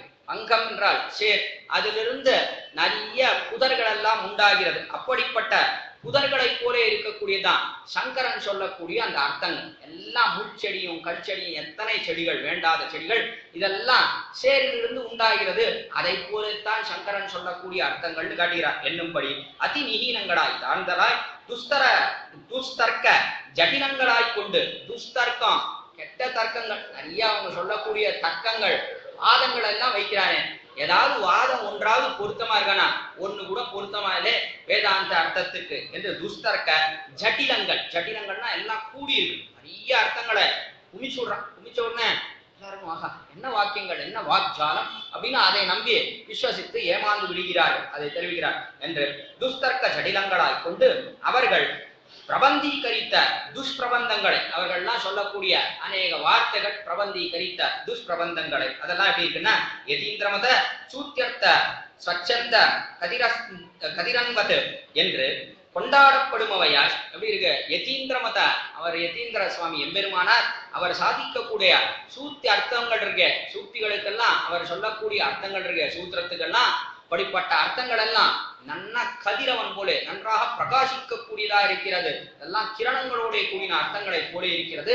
அந்த மூர்ச்செடி எல்லாம் அடியோடு போக்கி விடுகிறது. அப்படிப்பட்ட அர்த்த விசேஷங்களை எம்பெருமானார் வெளியிட்டார் என்று கொண்டாடப்படுமவையாய் என்று அதை கொண்டாடுகிறார்கள் நம்முடைய பெரியவர்கள். அதற்கு மேலே சிறந்தன சரஸ்வதி சுகுரபந்த சைரந்திரிகா என்று இது ஸ்ரீ வேதாந்த தேசிகன் அவருடைய எதிராஜ சப்தத்தில் இருக்கக்கூடிய ஆச்சரியமான ஸ்லோகம் எப்படி இருக்குன்னா சிறந்தன சரஸ்வதி சுகுரபந்த சைரந்திகா என்று சைரந்திரி என்ற திரௌபதிக்கு பேர்.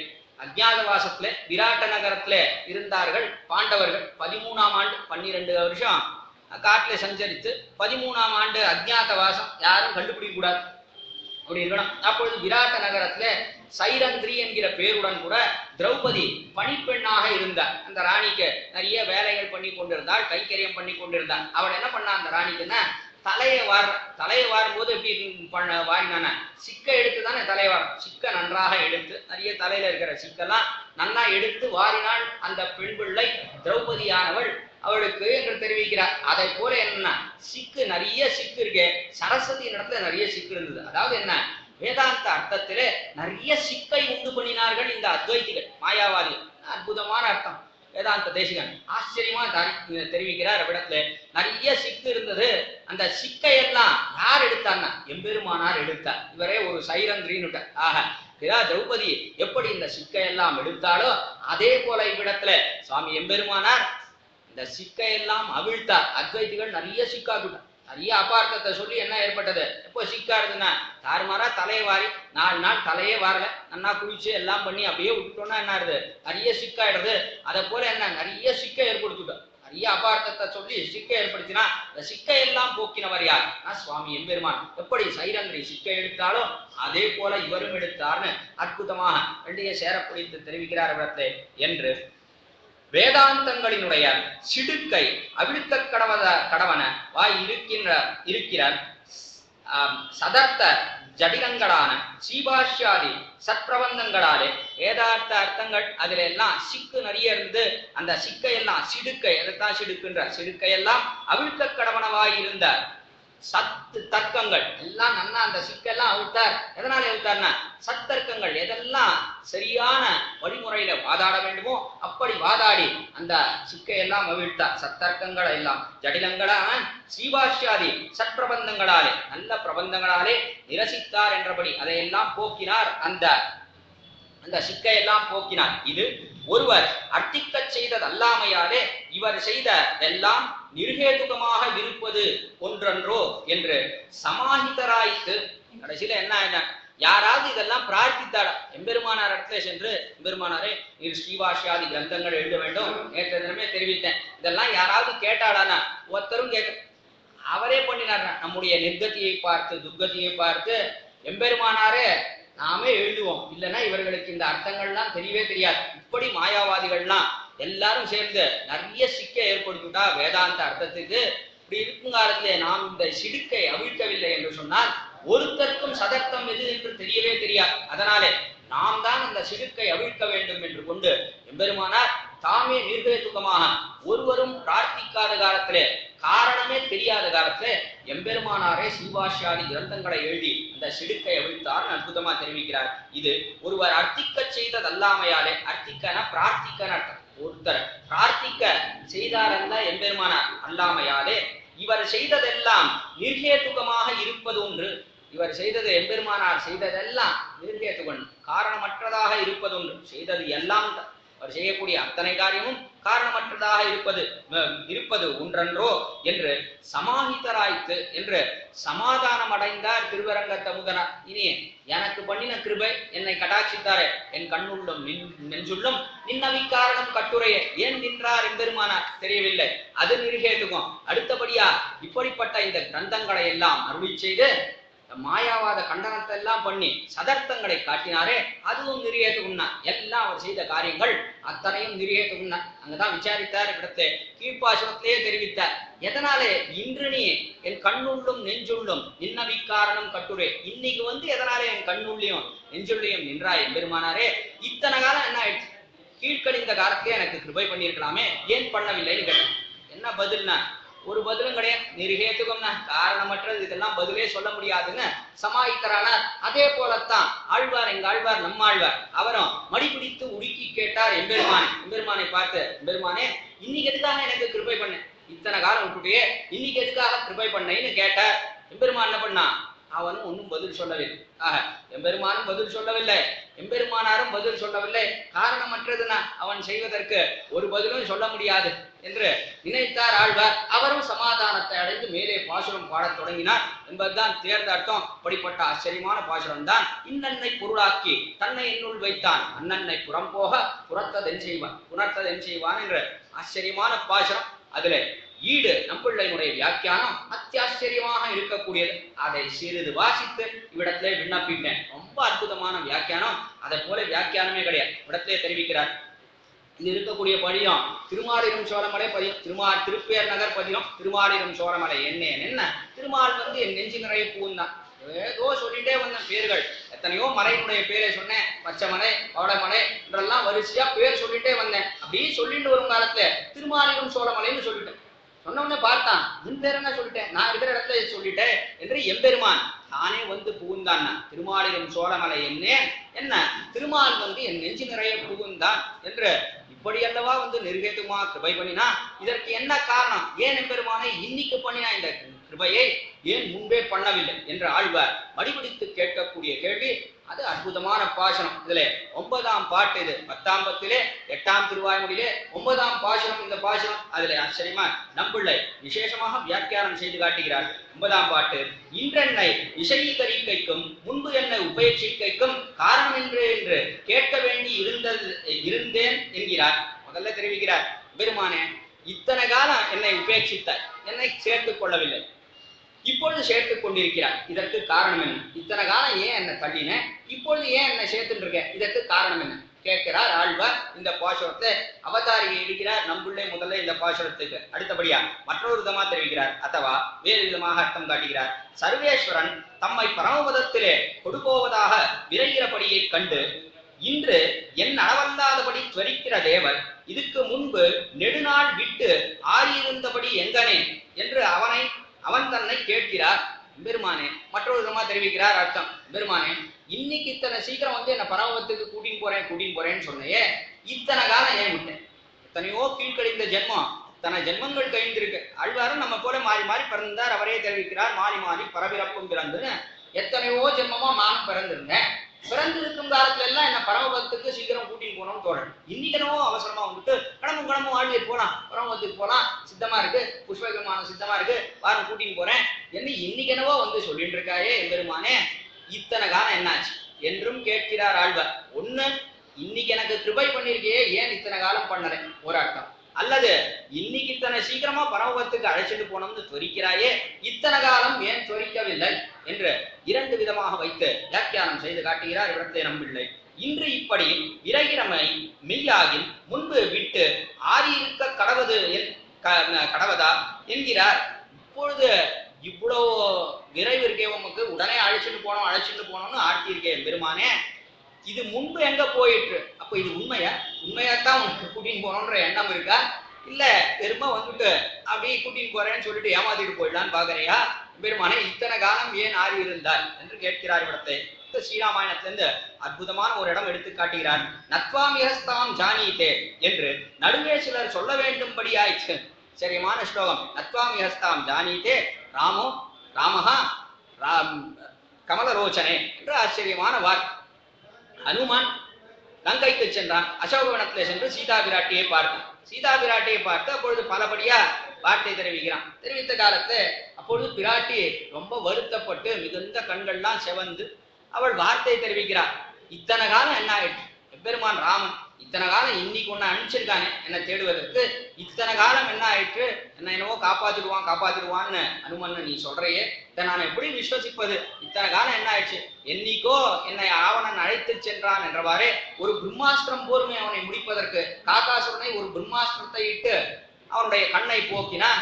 அதே போல ராவணனை முடிச்சிருக்க முடியாதா? இத்தனை காலம் ஆச்சு, இப்பொழுதுதான் நீ வந்திருக்கு. சுமார் ஆச்சு கிட்டத்தட்ட 8 மாசம் 9 மாசம் ஆயாச்சு. இனிமே தான் யுத்தம் நடக்க போகுது. 10 மாசம் சிறையில் இருந்தா 8 மாசம் ஆச்சு. இத்தனை காலம் உங்க ராமன் என்ன பண்ணிட்டு கேட்டா பிராட்.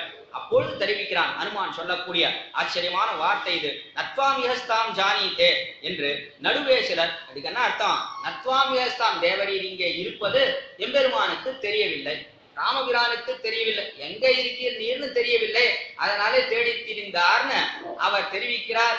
இப்பொழுது அதற்கு தெரிவிக்கிறார், பிராட்டிக்கு தெரிவிக்கிறார் என்று நடுவே சிலர் சொல்ல வேண்டும்படி ஆயிற்று. நடுவே சிலர்னா அனுமான் சமாதானம் படுத்தும்படியா ஆயிற்று. இவ்விடத்துல பிராட்டியின் இடத்துல தெரிவிக்கிறான் அனுமான். எழுந்தருளி இருந்த விடம் அறியாமையாலே ஆறி இருந்தார் இத்தனை போக்கி, நீர் எங்க இருக்கீர்னு தெரியல பிராட்டியே, அதனால ஆறி இருந்தார்.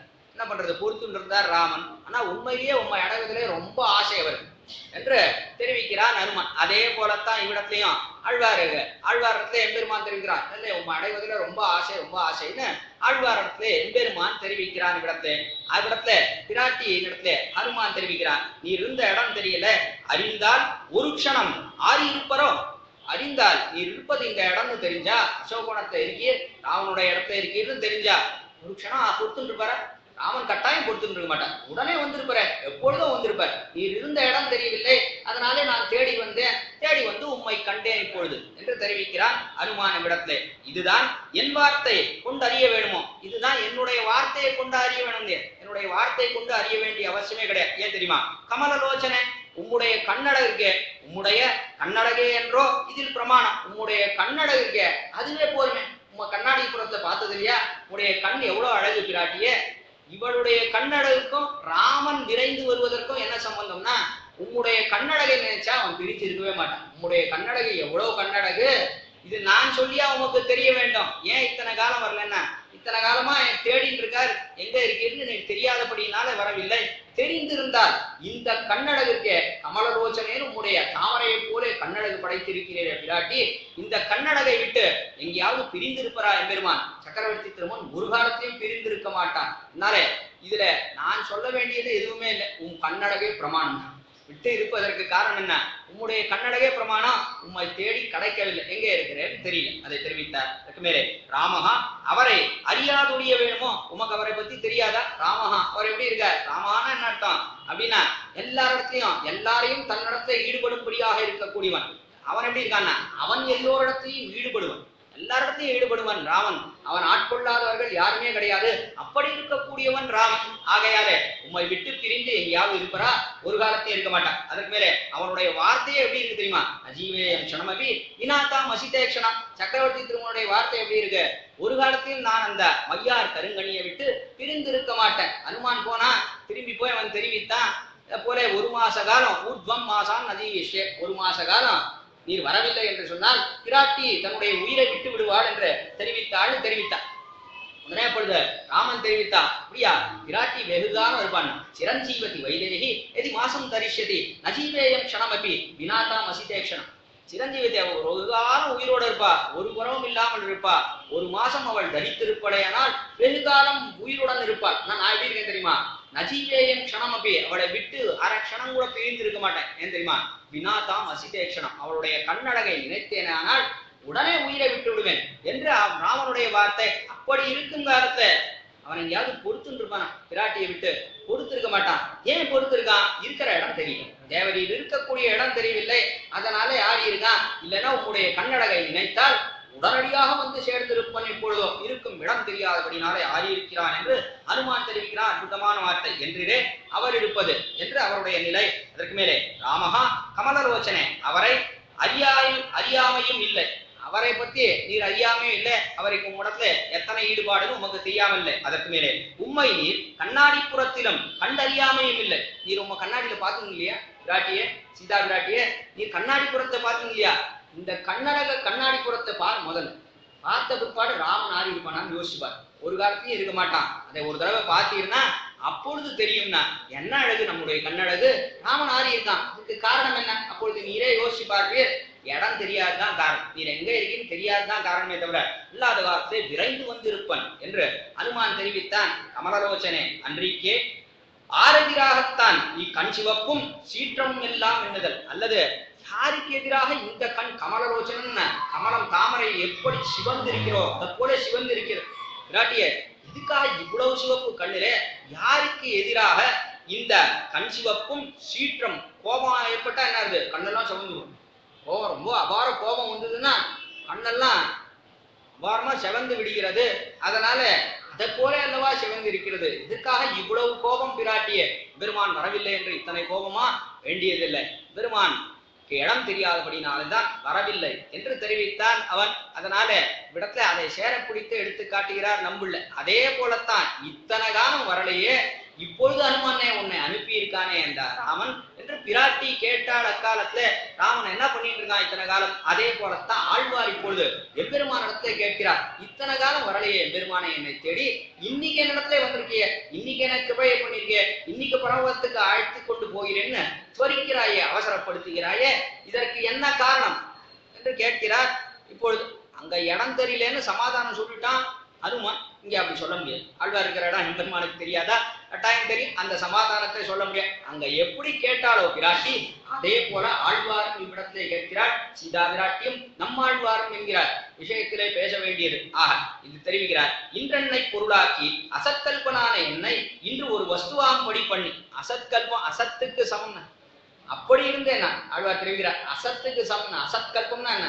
ஆல்மோஸ்ட் ஈக்குவல் டு வினர். அதற்கு போல அசத்தை போல இருக்கக்கூடிய கல்புன்னா அதற்கு சமமாக இருக்கக்கூடியவன் நான். அவ்வளவு ஒன்றுமே இல்லாதவன், ஜடப்பொருளோ உயிரற்ற பொருளோ என்று ஞான சூன்யமாக இருந்த என்னை இன்னைக்கு பொருளாக ஆக்கினாய் எம்பெருமானே. இதற்கு என்ன காரணம் கேட்கிறார். அசத்கல்பனான என்னை இன்னொரு வஸ்துவாம்படி பண்ணி பொருளல்லாதவென்னை என்றாரிலே, பொருளல்லாதவென்னை பொருளாக்கி அடிமை கொண்டாய். என்னை பொருளல்லாத என்னை இப்படி அல்லவா நீ சேர்த்து கொண்டாய். இதற்கு காரணம் என்ன? இன்று என்னை பொருளாக்கி தன்னை சத்துக்களுக்கும் ஸ்பிருகணீயனான தன்னை எப்படி இருக்கு? எல்லாரும் ஆசைப்படுறான் அந்த எம்பெருமானை. தன்னைனா எம்பெருமானே, எம்பெருமான் தன்னைன்னு அர்த்தம். இன்றென்னை பொருளாக்கி தன்னை என்னுள் வைத்தான். தன்னை எம்பெருமான் தன்னை என்னுள் வைத்தான். இன்னைக்கு என்ன ஒரு பொருளை ஆக்கினான் எம்பெருமான், இப்பொழுது எனக்குள்ளே வைத்தான். அன்றன்மை புறம்போக புணர்த்தன் செய்வான். எதுக்காக இத்தனை காலம் எனக்கு கிருபை பண்ற கேட்கிறார் ஆழ்வார் மேலே. அதற்கு தெரிவிக்கிறார். எல்லாரும் ஆசைப்படக்கூடிய ஆச்சரியமான திருமேனி அழகு படைத்தவன், அப்படிப்பட்டவன் எனக்குள்ளே வந்து சேர்ந்தான் தெரிவிக்கிறார். என்னுள் வைத்தான், தன்னை பிறத்து அவகாசம் இல்லாதபடி முற்றூட்டாக என்னுள்ளே கொடு வந்து வைத்தான். ஆச்சரியமா தெரிவிக்கிறார். எப்படி வச்சான் தெரியுமா எம்பெருமான்? தன்னை பிறர்க்கு அவகாசம் இல்லாதபடி. மற்ற இடத்துல இல்லவே இல்லையோ எம்பெருமான், இல்லவே இல்லைன்னா எங்கேயுமே எம்பெருமான் கிடையாது. இந்த பிரகலாதன் சொன்ன வார்த்தைக்கு பொய் என்று தெரிவிக்கிறார். எங்கும் உடன் கண்ணனா கிடையாது. எங்க இருக்கான் கண்ணன் தெரியுமா? ஆழ்வார் ஒருத்தர் இடத்துல தான் இருக்கான், மற்ற இடத்துல இல்லவே இல்லை என்று சொல்லும்படியாக அல்லவா என்னுள் வைத்தார். எனக்குள்ள வந்துட்டே எம்பெருமானை எப்படி வந்திருக்கிறாய் நீனா? பூர்ணமாக வந்து விட்டாய். வேற இடத்துல எங்கேயுமே இல்லையோ என்று சொல்லும்படியாக அல்லவா என்னிடத்துல எழுந்தருளி இருக்கிறாய். இந்த கிருபைக்கு காரணம் என்ன கேட்கிறார் ஆழ்வார். இப்பொழுது எம்பெருமானை பார்த்து இதுக்கு நான் என்ன பண்ணேன், ஏதாவது பண்ணேனா? ஒன்றும் பண்ணவில்லை கேட்கிறார். தன்னை பிறர்க்கு அவகாசம் இல்லாதபடி முற்றூட்டாக என்னுள்ளே கொடு வந்து வைத்தான். அன்று அந்த காலத்திலே அவன் விசேஷ கடாட்சம் பெறுவதற்கு முன்புள்ள நாளை எல்லாவற்றையும் சொல்லுகிறது. கீழ்கழிந்த அத்தனை ஜென்மங்களையும் சேர்த்து அன்றுன்னு தெரிவிக்கிறார். அந்த காலத்துல நீ கிருபை பண்ணலே எம்பெருமானே, இன்று என்கிறது மயர்வர மதுரம் அருபப் பெறுவதற்கு பின்புண்டான காலத்தை இன்றுன்னு சொல்றாரு. அன்றுனா என்ன? மயர்வர மதிலம் அருபப் பெறுவதற்கு முன்புண்டான காலம். அஞ்ஞானத்தை போக்கி ஞானத்தை கொடுத்தானே எம்பெருமான், அதற்கு முன்புண்டான காலம் அது அன்று. இன்றுன்னு சொல்றது எதுனா இப்பொழுது ஞானத்தை கொடுத்திருக்கானா, இன்று தொடங்கி ஞானத்தை கொடுத்திருக்கான எம்பெருமானே. இதற்கு என்ன காரணம் கேட்கிறார். அன்றென்னை புறம்போக, அன்று என்னை புறம்போக விட்டாய் எம்பெருமானே, ஏதோ இத்தர விஷயத்திலே மண்டி திரியும்படியா என்னை விட்டு விட்டாயே, இதற்கு காரணம் என்ன கேட்கிறார். இப்பொழுது என்னை புறம்போக புணர்த்ததென் செய்வான், பரதந்திரனான என்னை புறம்போக பண்ணிட்டு என் செய்கைக்காக நான் உனக்கே அடிமைப்பட்டவன். அப்படிப்பட்ட என்னை போய் இத்தர விஷயத்தை போக முடியா பண்ணிட்டு எம்பெருமான் என்னைக்குமே பரதந்திரப்பட்டதானே ஜீவாத்மா, எம்பெருமானுக்கு என்னைக்கும் பரதந்திரப்பட்டதான். அப்படி இருக்கும் காலத்தை இன்னைக்கு எனக்கு கடாட்சத்தை பண்ணிருக்கையே, இத்தனை காலம் இதர விஷயத்திலே போகும் பண்ணியா பண்ணினாயே ஏன் என்று இப்பொழுது கேட்கிறார். இழந்தால் இழந்ததும் அவனாலே, பெற்ற இன்று பெற்றதும் அவனாலே என்கிறார். இழந்த காலம் இத்தனை காலம் இழந்திருந்தேனே, எம்பெருமானை பெறாமல் இருந்தேனே, இதுக்கு காரணம் என்னன்னா எம்பெருமான் தான். இன்னைக்கு பெற்றிருக்கேனே, இதுக்கு காரணம் என்ன? எம்பெருமான் தான். அவன் தான் இன்னைக்கு கிருபை பண்ணியிருக்கான். அன்னைக்கு கிருபை பண்ணாமல் இருந்ததும் அவன் தான், இன்னைக்கு கிருபை பண்ணி இருப்பதும் அவன் தான் என்று ஆச்சரியமா தெரிவிக்கிறார். அதற்கு மேலே தெரிவிக்கிறார் இதுக்கு ஒரு மறுமாற்றம் அருளி செய்ய வேண்டும் என்று திருவுள்ளத்திலே படும்படி விண்ணப்பம் செய்ய வேண்டியிரான் என்றேன். இதற்கு நீர் ஒரு உத்தரம் சொல்லணும். எம்பெருமானுடைய மடி பிடிச்சு கேட்கிறார் ஆழ்வார், இதுக்கு ஒரு மறுமாற்றம் சொல்ல வேண்டும். ஏன் இப்படி பண்ணினேன், இத்தனை காலம் ஏன் எனக்கு கிருபை பண்ணவில்லை, நீர் ஒரு உத்தரம் சொல்ல வேண்டும் என்று கேட்டார். இது நான் சொல்ல வேணுமோ, நீர் அறியீரோ என்றான். எம்பெருமான் சொன்னான், இது நானா சொன்னோம், உமக்கே தெரியாதா ஆழ்வி, ஏன்னு தெரியாதா, இது நான் சொல்லணுமான்னு கேட்டேன். கேட்ட உடனே ஆழ்வார் தெரிவிக்கிறார், அடியேன் அறியேன், எனக்கு தெரியாது, நான் ஒன்றும் சொல்லலை, எனக்கு தெரியவே தெரியாது, எதன காரணம்னு தெரியாது. சர்வஜனான தேவர் அருளி செய்ய வேண்டும் என்றார். நீர் தான் சொல்லணும், நீர் தான் சர்வஜர், எல்லாம் அறிந்தவர், இத்தனை காலம் ஏன் கிருபை பண்ணல, இப்பொழுது ஏன் கிருபை பண்ணினீர்னு நீர் தான் சொல்ல வேண்டும், நீர் தான் எல்லாம் அறிந்தவர்னு சொன்னார். ஆனால் நாம் உங்களுடைய நெஞ்சிலே புக்கிருக்கிற இடத்திலே சம்மதித்திருந்தீர் அத்தாலே காணும் என்றார். நம்முடைய நெஞ்சுக்குள்ள வகுங்காலத்துல சரி போட்டோம்னா எம்பெருமான் ஏதோ வந்து இருக்கட்டும், என்ன நீ பேசாமல் மௌனமா இருந்து அதனால இருந்தேன் எம்பெருமான் தெரிவித்தான். உடனே ஆழ்வார் தெரிவிக்கிறார், ஓம் அதுதான் உண்டோ யானொட்டி என்னுள் இருத்துவம் என்றார். அதுதான் எங்கேயாவது உண்டா, நீதான் வந்து புகுந்த எனக்குள்ள, நான் ஏதாவது பண்ணேனா, எம்பெருமானே நீ உள்ள வரணும்னு நான் ஏதாவது கேட்டேனா, ஒன்றும் இல்லை, நீயே வந்துட்டு எனக்குள்ள வந்து இருந்த தான் பண்ணினே தவிர நான் உன்னை ஒரு நாளும் வந்து வரவே இல்லையே. தேவகி நந்தனா உன் ஜோடிக்கு வந்தேன் என்று காஞ்சி சுவாமி அடிக்கடி, தேவகி நந்தனா கண்ணபிரானே நான் உன் ஜோடிக்கு வந்தேன், நான் உன்கிட்ட வரவே இல்லை, நான் எங்கேயோ இருந்தேன், நான் மாறி மாறி பல பிறப்பும் பிறந்திருந்தேன், இத்தனை விஷயத்திலே பிரவருத்தனா இருந்தேன், இதெல்லாம் பண்ணிட்டு இருக்கக்கூடிய காலத்தை நீயே எனக்குள்ள வந்துட்டு நான் உனக்குள்ள வந்துட்டேன், நீ போக வேண்டாம்னு சொல்லலையே, அதனாலே உனக்கு கிருபையை பண்ணினேன்னா, நான் ஒன்னும் உங்க கேட்கவே இல்லையே, நீ எனக்கு கிருபை பண்ணணும், உள்ள வந்து இருக்கணும், நான் இதை கேட்கவே இல்லையே ஆழ்வார் தெரிவித்தார். அதற்கு மேலே தெரிவிக்கிறான் எம்பெருமான் தெரிவிக்கிறான், அது இல்லையாயினும் புகுந்த பின்பு நம்மை ஆதரித்தீரே என்றான். அது இல்லைன்னு சொன்னாலும் உள்ள வந்த பிற்பாடு நம்ம ரொம்ப ஆதரித்தீரே, எல்லாம் பண்ணீரே என்று கேட்டான் எம்பெருமான். கேட்ட உடனே இவர் தெரிவிக்கிறார், மருவித்தொடும் மனமே தந்தார் என்று, அதுவும் தேவர் செய்த வித்தனை என்றார். நீதானே அதையும் கொடுத்த, மருவித்தொடும் மனமே தந்தாய், உன்னையே சேவிக்கும்படியான மனசை எனக்கு கொடுத்தையே எம்பெருமானே, அதுவும் நீதானே பண்ணின. அப்படி இருக்கும் காலத்தை நான் என்ன பண்ணினேன், ஒண்ணுமே பண்ணவில்லையே தெரிவித்தார் ஆழ்வார். அடுத்தபடியா எம்பெருமான் தெரிவித்தார் என்று, அதுவும் தேவர் செய்த வித்தனை என்றார். ஓம் காணும் அது இல்லையாகிலும் நம்மோடொக்க விஷயாந்தரங்களையும் விரும்பாதே இருந்தீரே என்றார். உடனே எம்பெருமான் தெரிவித்தான், பரவாயில்ல அதுவும் சரிதான், ஆனா நம்மையும் விஷயாந்தரங்களையும் நீர் விரும்பலையே. நம்மளாம் என்ன பண்றோம், எம்பெருமானையும் விரும்புறோம், விஷயாந்தரங்களையும் விரும்புறோம். ஆனா ஆழ்வார் எப்படி இருந்தார், விஷயாந்தரங்கள் இதர விஷயத்திலே ஆசை அடியோடு போயிற்று ஆழ்வாருக்கு.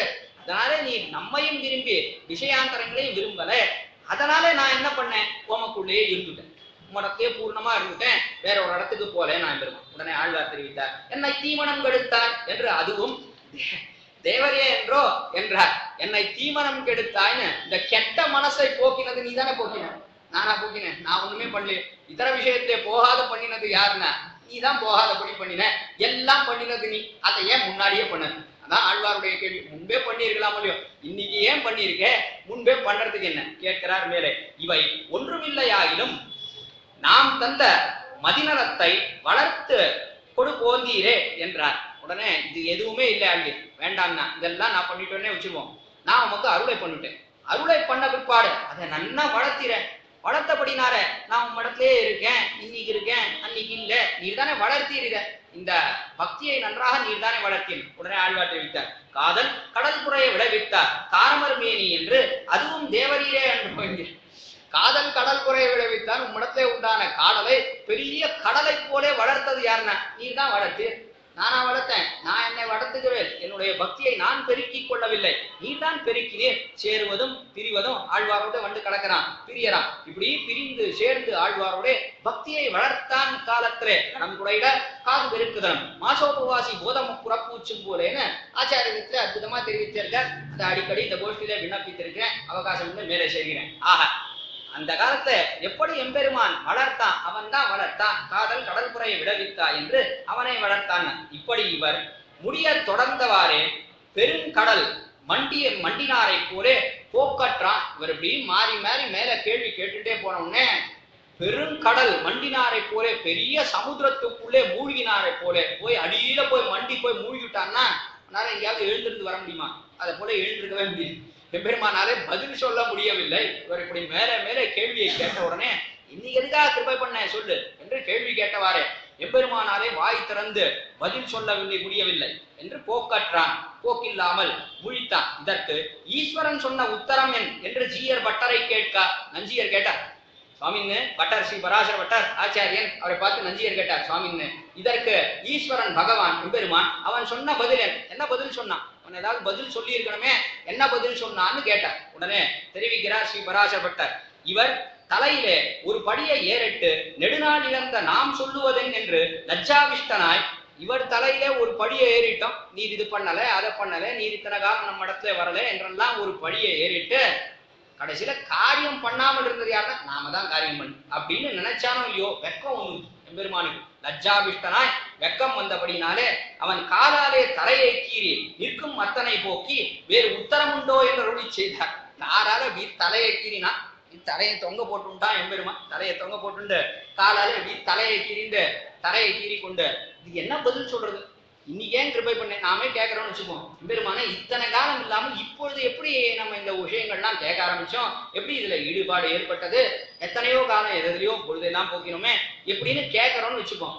என்ன ஆகும்? எம்பெருமானாவது பதில் சொல்ல போறான் ஒரு காலத்தையும் சொல்லணும், ஒன்றும் கிடையாது, ஏதோ அவனுடைய கிருபை இன்னைக்கு கிடைச்சது என்று நினைக்க வேண்டியதான் தவிர வேறொன்று கிடையாது. ஆழ்வாருக்கே சொல்லல, நமக்கா சொல்ல போற? ஆழ்வாருக்கே எவ்வளவு பெரிய பக்தி, அவருக்கே பதில் சொல்ல முடியவில்லை அவனாலே என்று தெரிவிக்கிறார். இடத்தை என்ன மாட்டான், அதாவது முன்பு ருச்சி இல்லாமையாலே என்ன மாட்டான், இப்போது சாதனானுஷ்டானம் பண்ணுதையாலே என்ன மாட்டான். முன்பு ருச்சி இல்லைன்னு சொல்ல முடியுமானா சொல்ல முடியாது. ஏன்? இந்த ருச்சியை விளைவித்தவனே அவன் தான். அப்படி இருக்கும் காலத்துல முன்னாடி ருச்சியை விளைவிப்பதற்கு இப்பொழுது ருச்சியை விளைவித்திருப்பதற்கும் என்ன வித்தியாசம்? முன்பே அந்த ருச்சியை விளைவித்திருக்கலாமே என்று ஆழ்வாருடைய அபிப்பிராயம். அதனால அதை சொல்ல முடியாது. இப்பொழுது ஏதாவது இந்த ருச்சியை வளர்ப்பதற்கு ஏதாவது சாதன அனுஷ்டானம் ஏதாவது உபாயம் பண்ணாரா? ஏதாவது மூக்க பிடிச்சிட்டு ஆழ்வார் புளிய மரத்தடியில உட்கார்ந்தாரா? எம்பெருமானே இந்த காதல் வரையணும், இடத்துல உண்டான பக்தி வளரணும்னு ஏதாவது ஆசைப்பட்டு ஏதாவது உபாயாந்தரம் அனுஷ்டித்தாரனா? அதுவும் கிடையாது. சாதனானுஷ்டானம் எதுவும் இப்பொழுதும் ஒன்றும் இவர் அனுஷ்டிக்கவில்லை.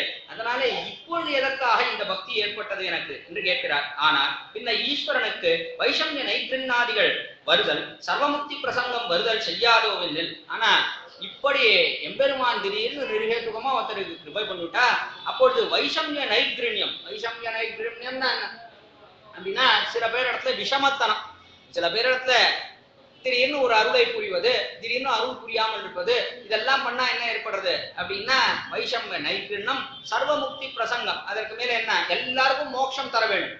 ஒருத்தருக்கு நிர்ஹேதுகமா பண்ணிவிட்டான் எம்பெருமான், காரணமற்ற இவருக்கு பண்ணா எல்லாருக்கும் பண்ணலாமே, அதே போல எல்லாருக்கும் கொண்டு போய் மோட்சத்துல வைத்து விடலாமே என்று கேட்டால் அதுக்கு என்ன சமாதானம்னா வைஷமிய நைகிரண்யம் சாபேட்சத்வா என்று வாசகுதையார் பிரம்மசூத்திரம். வைஷமிய நைகிரண்யம் எம்பெருமானுக்கு கிடையவே கிடையாது. ஒரு அபேட்சை எதிர்பார்க்கிறான். சாபேட்சத்வான்னா ஏதோ ஒன்று எதை எதிர்பார்க்கறன்னா ஒரு அத்வேஷம், அத்வேஷம் இருந்தால் போரும்னு எதிர்பார்க்கிறான். ஆனா அந்த அத்வேஷமும் கிடையாது ஆழ்வார் விஷயத்துல, அதுவும் கிடையாது. மற்ற பேர் விஷயத்துல வேணா அதெல்லாம் எதிர்பார்க்கலாம். ஆனா ஆழ்வார் விஷயத்துல எப்படி இருந்தான்னா எம்பெருமான் அதையும் எதிர்பார்க்கல. திடீர்னு அவன் கிருபையை கூடினான். ஏன் அப்படின்னா அத்வேஷம் இருந்தது, அதனால கிருபை பண்ணினான்னு சொன்னா அப்போ அத்வேஷம் இருக்கிற வாழ்க்கெல்லாம் இப்படி ஆழ்வாரை போல ஆக்குறானான ஒரு காலத்தையும் கிடையாது. ஆழ்வாரை போல மயவரம் அருள்கிறானா எம்பெருமான் ஒரு காலத்தையும் கிடையாது. அதனாலே அவனுடைய கிருபை நிர்ஹேதுகம். அப்பொழுது அவனுக்கு வைஷமிய நைகிரண்யம் வராதா? அப்பொழுது அப்படின்னா என்ன, சில பேர் இடத்துல அவன் கிருபையை போடுகிறான், சில பேரை தண்டிக்கிறான், இதெல்லாம் ஏற்படாதா அவனுக்கு? அப்பொழுது அது தோஷம் இல்லையா? ஒரு உயர்ந்தவன் சொன்னான், உத்தம புருஷன் சொன்னான், எல்லா இடத்துலயும் ஒரே மாதிரி இருக்கணும். சில பேர் இவன் நினைச்ச வாழ்க்கை கிருபையை பண்றது, நினைக்க வேண்டாம் அப்படின்ற வாழை தள்ளுறது, ஒரு காரணமும் இல்லாமல் சிலருக்கு கிருபை பண்றது, ஒரு காரணமும் இல்லாமல் சில பேரை தண்டிப்பது, இதெல்லாம் பண்ணா ஒரு ஏற்றத்தாழ்வு உண்டுன்னு ஏற்படும். அது எங்கேயாவது எம்பெருமானுக்கு உண்டா? ஏற்றத்தாழ்வே கிடையாது. எல்லா இடத்துலையும் ஏகரீதியாக இருக்கக்கூடியவன் எம்பெருமான். அப்படி இருக்கும் காலத்துல அவனுக்கு ஏற்றத்தாழ்வு உண்டான்னு விசாரிக்கிறார். இவ்விடத்துல ஏற்றத்தாழ்வு கிடையாதுன்னு காரணம் என்னன்னா ஒரே ஒரு காரணம், முக்கியமான காரணம் என்ன, ஸ்வதந்திரன். அவனை கேள்வி கேட்க முடியாது. முதல் காரணம் என்னன்னா ஒரு காலத்திலையும் அவனை நீ ஏன் இப்படி பண்ணினாய், ஏன் இவருக்கு கிருபை பண்ணினாய், ஏன் அவருக்கு பண்ணவில்லை இத்தியாதிகளை அவனை கேட்கவே முடியாது ஒரு காலத்திலையும். ஆக சுதந்திரனை வளைப்பிட முடியாது. மற்றொன்று என்ன என்றால் எம்பெருமான் என்ன பண்றான், சில பேர் விஷயத்துல சிறிது அத்வேஷம் இருந்தா போரும்னு அதை பார்த்து அதை மேலும் மேலும் வளர்த்து கிருபை பண்ணிக்கிறான். ஆழ்வார் போல்வார்களுக்கு என்ன பண்றான் எம்பெருமான் அப்படின்னா, எதுவுமே வேண்டாம், நானே அந்த அத்வேஷத்தை ஏற்படுத்தி விடுறேன், ஏற்படுத்தி காரியம் பண்றேன்றான். அதனால அவன் யார் விஷயத்துல எப்படி காரியம் பண்ணுவான் என்னது என்று அறுதியிட்டு தெரிவிக்க முடியாதுன்னு பட்டர் அற்புதமா சமாதானம் தெரிவிக்கிறார். ஆனா என்ன ஈஸ்வரனுக்கு வைஷமிய நைபுண்யம் சர்வமுக்தி பிரசங்கள் வராதோவெனில் அது செய்யாது. அடியிலே அத்வேஷமும் நிச்சயம் திறக்கைக்கு தான் கிருஷி பண்ணி அது பக்குவமாம்படி பார்த்திருக்கிறவன் ஆகையாலே அடியில என்ன பண்றான் இவன், முதல்ல இவன் இருக்கான நிறைய கிருஷி நிறைய காரியம் பண்ணிக்கிறான். என்ன காரியம் பண்ணிக்கிறான், நிறைய தடவை பிறக்கிறான் லோகத்தை. இன்னைக்கு கொள்ளுவார் உண்டோன்னு பிறந்து பிறந்து தன்னுடைய அழகை காட்டுகிறான், குணங்களை காட்டுகிறான், சேஷ்டிதங்களை காட்டுகிறான். இப்படி காட்டி காட்டி என்ன பண்றான் அப்படின்னா அத்வேஷத்தை ஏற்படுத்துகிறான். இவனே உண்டாக்கிடும். எத்தனையோ பேருக்கு அத்வேஷத்தை உண்டாக்கிடுறான். உண்டாக்கி என்ன பண்றான், கடைசியில அவனுக்கு அத்வேஷம் இருந்ததுன்னா அதனால கிருபை பண்ணு, உனக்கு துவேஷம் இருந்தது அதனால கிருபை பண்ணு அப்படின்னு சொல்லிவிடலான்னு பார்த்துதான் அவனே தான் அந்த காரியத்தையும் பண்றான், அவனே தான் எல்லாத்தையும் பண்றது, அவனே பண்ணிக்கிறான். அதனால அத்வேஷம் இருந்தது என்று தெரிவிக்க முடியாது. அறிந்தோம் இதுக்கு ஏத்து இங்கனே ஆக வேண்டும் என்று பார்த்தார். இதுக்கு காரணம் என்ன அப்படின்னா சுவாதந்திரியம் காரணம், அவருடைய காரணம் நிர்ஹேதுவனா. இதுக்கு காரணம் இங்கனே ஆக வேண்டும், என்ன எங்கனே ஆகணும், நிர்ஹேதுவன் தான் காரணம், காரணமற்றதாக இருக்கக்கூடியது என்று ஆச்சரியமா தெரிவிக்கிறார். இடத்திலே தன்னுடைய ஸ்பர்ஷம் பிரதிகூலமை தவிர்ந்து இலக்காமை சமம் பார்த்திருந்தான் தன்னை ஒழிந்த பற்றில் சாதன புத்தி தவிர்மளவும் பார்த்திருந்தானாக விடுக்கும் என்று பார்த்தார். பெருமான் என்ன பண்றான், அம்பெருமானை தவிர மற்ற விஷயத்திலே இவன் நெஞ்சு போகாமல் இருந்ததா என்று பார்த்தான் என்றெல்லாம் ஆழ்வார் ஏதோ சமாதானம் தெரிவிக்கிறார். தவிர ஒரு காலத்திலேயே இதெல்லாம் சமாதானம் அல்ல என்றார். ஆனால் இது தன்னை அவனுக்கு தாரகமா அவன் உத்தரமாக அருளி செய்யார் ஒழிவதென் என்னில் இதை ஏன் பதிலா சொல்லியிருக்கிறான் பெருமான். ஆழ்வாரே, இதை போல நான் மாறி மாறி பிறந்துட்டே இருந்தேன், பிறந்தபடினாலே உமக்கு அத்வேஷம் ஏற்பட்டது, அந்த அத்வேஷத்தின் காரணமாக உமக்கு கிருபையை பண்ணினேன், நான் இப்படி அஜ்ஞானத்தை போக்கி உமக்கு ஞானத்தை கொடுத்தேன், இதை பதிலா சொல்லியிருக்கலாமே ஏன் சொல்லலைன்னு கேட்டார். அதுக்கு சமாதானம் தெரிவிக்கிறார். சைத்தன்ய பிரயுக்தமாய் வருகிறார் அத்வேஷத்தை சாதனம் என்ன மாட்டானே, இது சைத்தன்யத்துக்கு சேர்ந்தது. அத்வேஷம்ங்கிறது என்ன, இது இயற்கையா சைத்தன்யம் தான், ஞானத்தோட கூடினது ஆத்மா. இந்த ஞானத்தோட கூடின ஆத்மா என்ன பண்றான் அப்படின்னா ஏதோ ஒன்ன பார்க்கிறான், அது நடத்துல துவேஷம் போய்விடுகிறது, இவனுக்கு அத்வேஷம் வருகிறது. பெருமானை பார்க்கிறான், அத்வேஷம்ங்கிறது இருக்க இது ஞானத்தோட கூடின ஆத்மாவுக்கு இயற்கையாக உண்டாகக்கூடியது. இத போய் எங்கேயாவது எம்பெருமான் கிருபை பண்ணினா எனக்கு அத்வேஷம் இருந்தது கிருபை பண்ணினான்னு சொல்ல முடியும். அதுவும் எப்படிப்பட்ட கிருபை, ஆழ்வாருக்கு பண்ணின கிருபை. நமக்கு பண்ணினெல்லாம் விட்டுவோம், ஆழ்வாருக்கு பண்ணின கிருபையை போய் எங்கேயாவது அத்வேஷம் இருந்தது பண்ணினேன்னு சொல்ல முடியுமா? இதுக்கும் அதுக்கும் என்ன சம்பந்தம்? நெடுவாசி உண்டு, ஒரு காலத்திலையும் மெட்டவே எட்டார். அதை காட்டுகிறார் இவ்விடத்தே. அத்வேஷத்தை சாதனமாக மாட்டானே, உபாய பாவம் தன் தலையிலே ஆயித்து. உபாயம் யாரிடத்துல, எம்பெருமான் தான் நேராக உபாயம், அவனிடத்திலே தான் இருக்கிறது. நெடுநாள் இவர் தலையிலே படியிட்டிருந்த நாம் எத்தை சொல்லுவது என்று பேசாதே இருந்தான். நெடுநாள் இத்தனை காலமா ஆழ்வியர் நீர் என்கிட்ட வரலன்னு இத்தனை காலம் படியிட்டு நாம் திரிந்து வந்தோம். இப்பொழுது இவர் நம்முடைய மடியை பிடிச்சு கேட்கிறார், பெருமானே நான் இத்தனை காலம் வரல, சரி இன்னைக்கு மட்டும் நான் வந்தேன்னா, இன்னைக்கும் நான் வரல, இன்னைக்கும் நீ தான் வந்திருக்க, இத முன்னாடியே வந்திருக்கலாம், ஏன் இன்னைக்கு வந்திருக்க, ஏன் முன்பே வரவில்லைன்னு நம்ம இடத்துல கேட்டா நாம என்ன பதில் சொல்லுவதுன்னு எம்பெருமான் வாய் மூடி மௌனமாக இருந்தார்னு தெரிவிக்கிறார். என்ன பண்ணிட்டு இருந்தான் ஆச்சரியமா ராமாயணத்தின் ஒரு இடம் எடுத்து காட்டுகிறார்.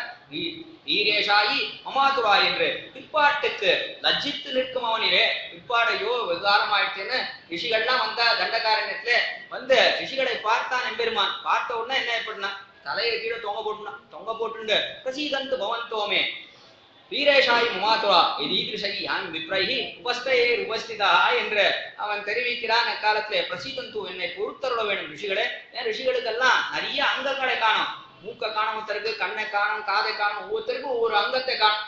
எல்லா ராட்சசர்கள் போஜனம் பண்ணிட்டு போயிட்டார். பார்த்தானோ இல்லையோ எம்பெருமான் சக்கரவர்த்திருமான் ரொம்ப வருத்தப்பட்டான், என்னை மன்னித்தருள வேணும், பொறுத்தருள வேணும், இத்தனை பிற்பாடனா ஆகிவிட்டேன், உங்களுக்கு ஆபத்து வருவதற்கு முன்பே ரட்சித்திருக்கணும், ஆபத்து வருங்காலத்தையாவது ரட்சித்திருக்கணும், ஆபத்து வந்து போன பிற்பாடாவது வந்து ஈரக்கையாலே தடவி கொடுத்திருக்கணும், அதெல்லாம் ஒண்ணும் பண்ணாம இத்தனை காலம் கழிச்சு நான் அயோத்தியிலிருந்து புறப்பட்டு இவ்விடத்திற்கு தண்டகாரண்யத்துக்கு வந்து சேர்ந்திருக்கேனே, என்று மிகவும் வெக்கத்தை அடைந்தான். அதே போல எம்பெருமான் ஆழ்வார் கேட்ட காலத்திலே, இத்தனை காலம் நீ என்ன பண்ண எம்பெருமானே, எனக்கு கிருபையை செய்யவில்லை என்று ஆழ்வார் கேட்டவுடனே எப்படி ரிஷிகள் முன்னிலையிலே சக்கரவர்த்தி திருமான் லஜ்ஜித்து தலை கவிழ்ந்து நின்றானோ அதே போல ஆழ்வார் முன்னே நிற்கிறார் என்று நம்பிள்ளை அற்புதமாக இவ்விடத்தை வியாக்கியானம் செய்து காட்டுகிறார். லஜ்ஜித்து நிற்கும் அவனிலே இவர்தான் எடுத்து வைத்து வார்த்தை சொல்லும்படி ஆய்த்து அவன் நிலை. இவர் தான் ஆழ்வார் என்ன பண்ணார்னா, எடுத்து வைத்து பெருமானே கவலைப்படாதே, எதுக்கா இப்படி தலையை தொங்க போட்டு இருக்கு, தலையை கொஞ்சம் நிமிந்துக்கோ, முகத்தை பார்க்க சகிக்கல, எதுக்கா இவ்வளவு வெக்கப்படணும், ஏதோ நான் ஒரு கேள்வி கேட்டேன் பரவாயில்ல, நான் தலையை தூக்கி என்னை பார்த்து வார்த்தை சொல்லு என்று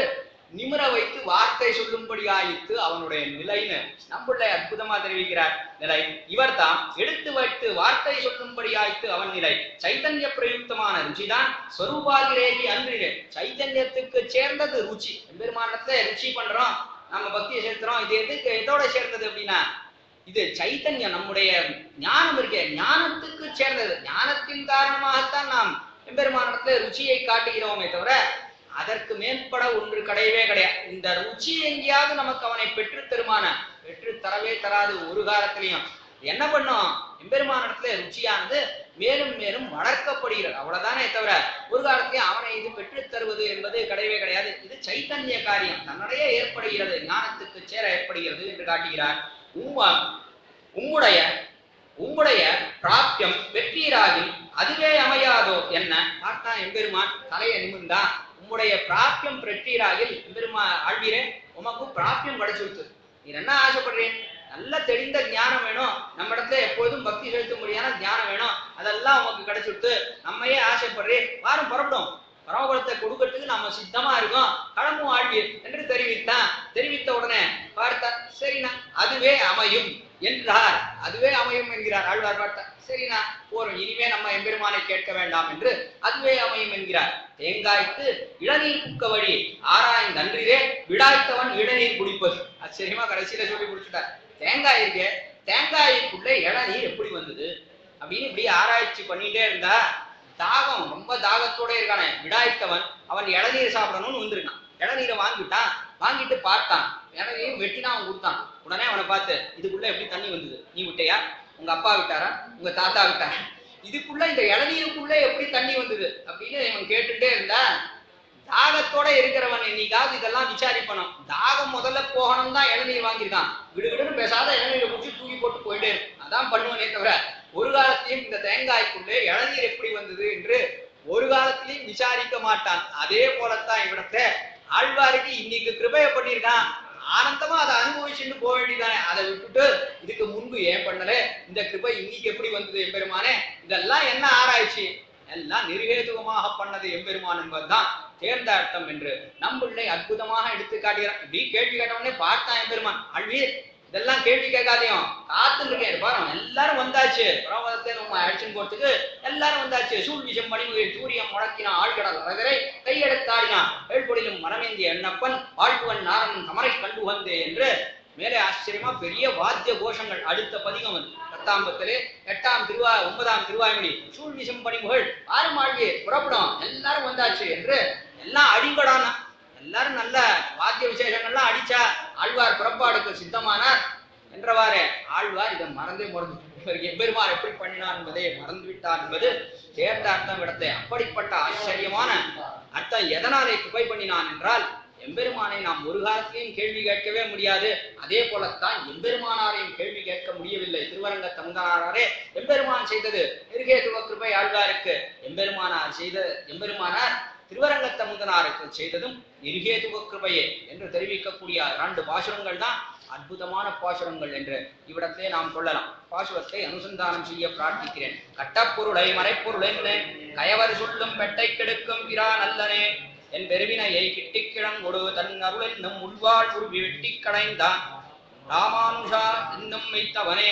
ஆழ்வார் திருவடிகளே சரணம், எம்பெருமானார் திருவடிகளே சரணம், ஜீயர் திருவடிகளே சரணம், புள்ளலோகம் ஜீயர் திருவடிகளே சரணம். ஸ்ரீமன் மகாபூதபுரே ஸ்ரீமத் கேசவ யஜ்வனஹ காந்திமத்யாம் பிரசூக்தாய இதிராஜாய மங்களம். அடுத்த உபன்யாசம் விடத்திலே 17, 18, 19, 20 ஏப்ரல் மாதம் ஏப்ரல் 17th, 18th, 19th, 20 இந்த 4 தினங்கள் குறித்து வைத்துக் கொள்வது ராமானுஜன் உத்தந்தாதி. அதற்கு முன்பாக அடியனுடைய குமாரன் சிரஞ்சீவி ஷடஜித் அவனுடைய உபன்யாசம் இவ்விடத்துல நடந்தால் நடக்கலாம், அது இன்னும் சுவாமியை நிர்ணயித்து தெரிவிக்கிறேன் என்று தெரிவித்திருக்கிறார். அது நடக்க இருக்குமே ஆனால் அது மார்ச் மாதம் 21ஆம் தேதி மற்றும் 22ஆம் தேதி, மார்ச் 21st and 22nd இந்த 2 தினங்களிலே இவ்விடத்துல சிரஞ்சீவி ஷடஜித் உபன்யாசம் நடக்கும். அது எப்படி அனுகூலமா இருக்கும்னு சுவாமி தெரிவித்தார். இதை எல்லோரும் கேட்டு அறிந்து அடுத்த உபன்யாசங்களிலே கேட்டறிந்து அதற்கும் வந்து சேருமாறு, அதற்கு மேலே ஏப்ரல் மாதம் 17, 18, 19, 20 இந்த 4 நாட்களும் வந்து சேருமாறு பிரார்த்தித்து அமையும்.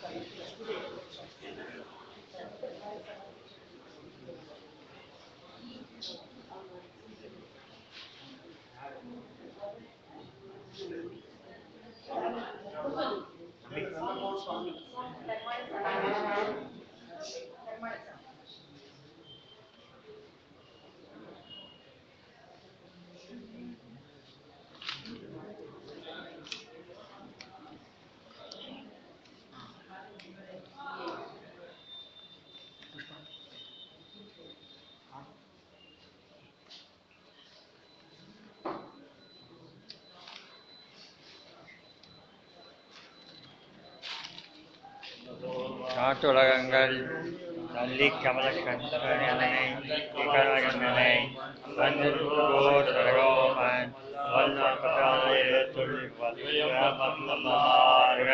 கொண்டவர்தான் மணிவாழ்வர் கொண்ட பெண்டீர் மக்களே.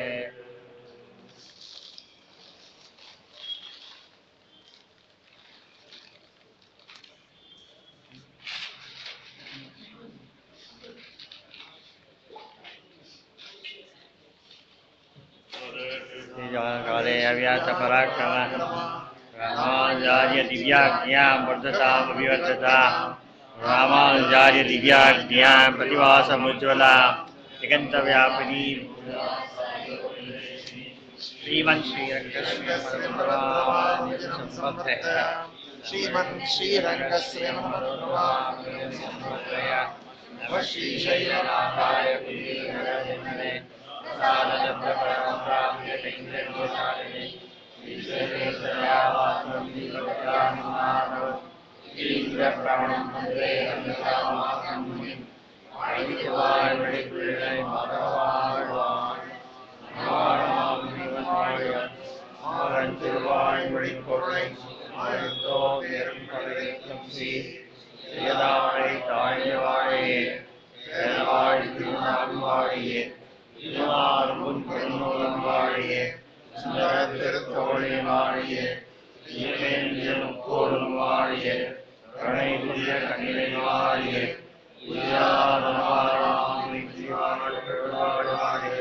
அடியார்கள் வாழ வாழ சூழ்ந்த மண்ணுலகம் வாழ வாழ மாமுனியே இந்த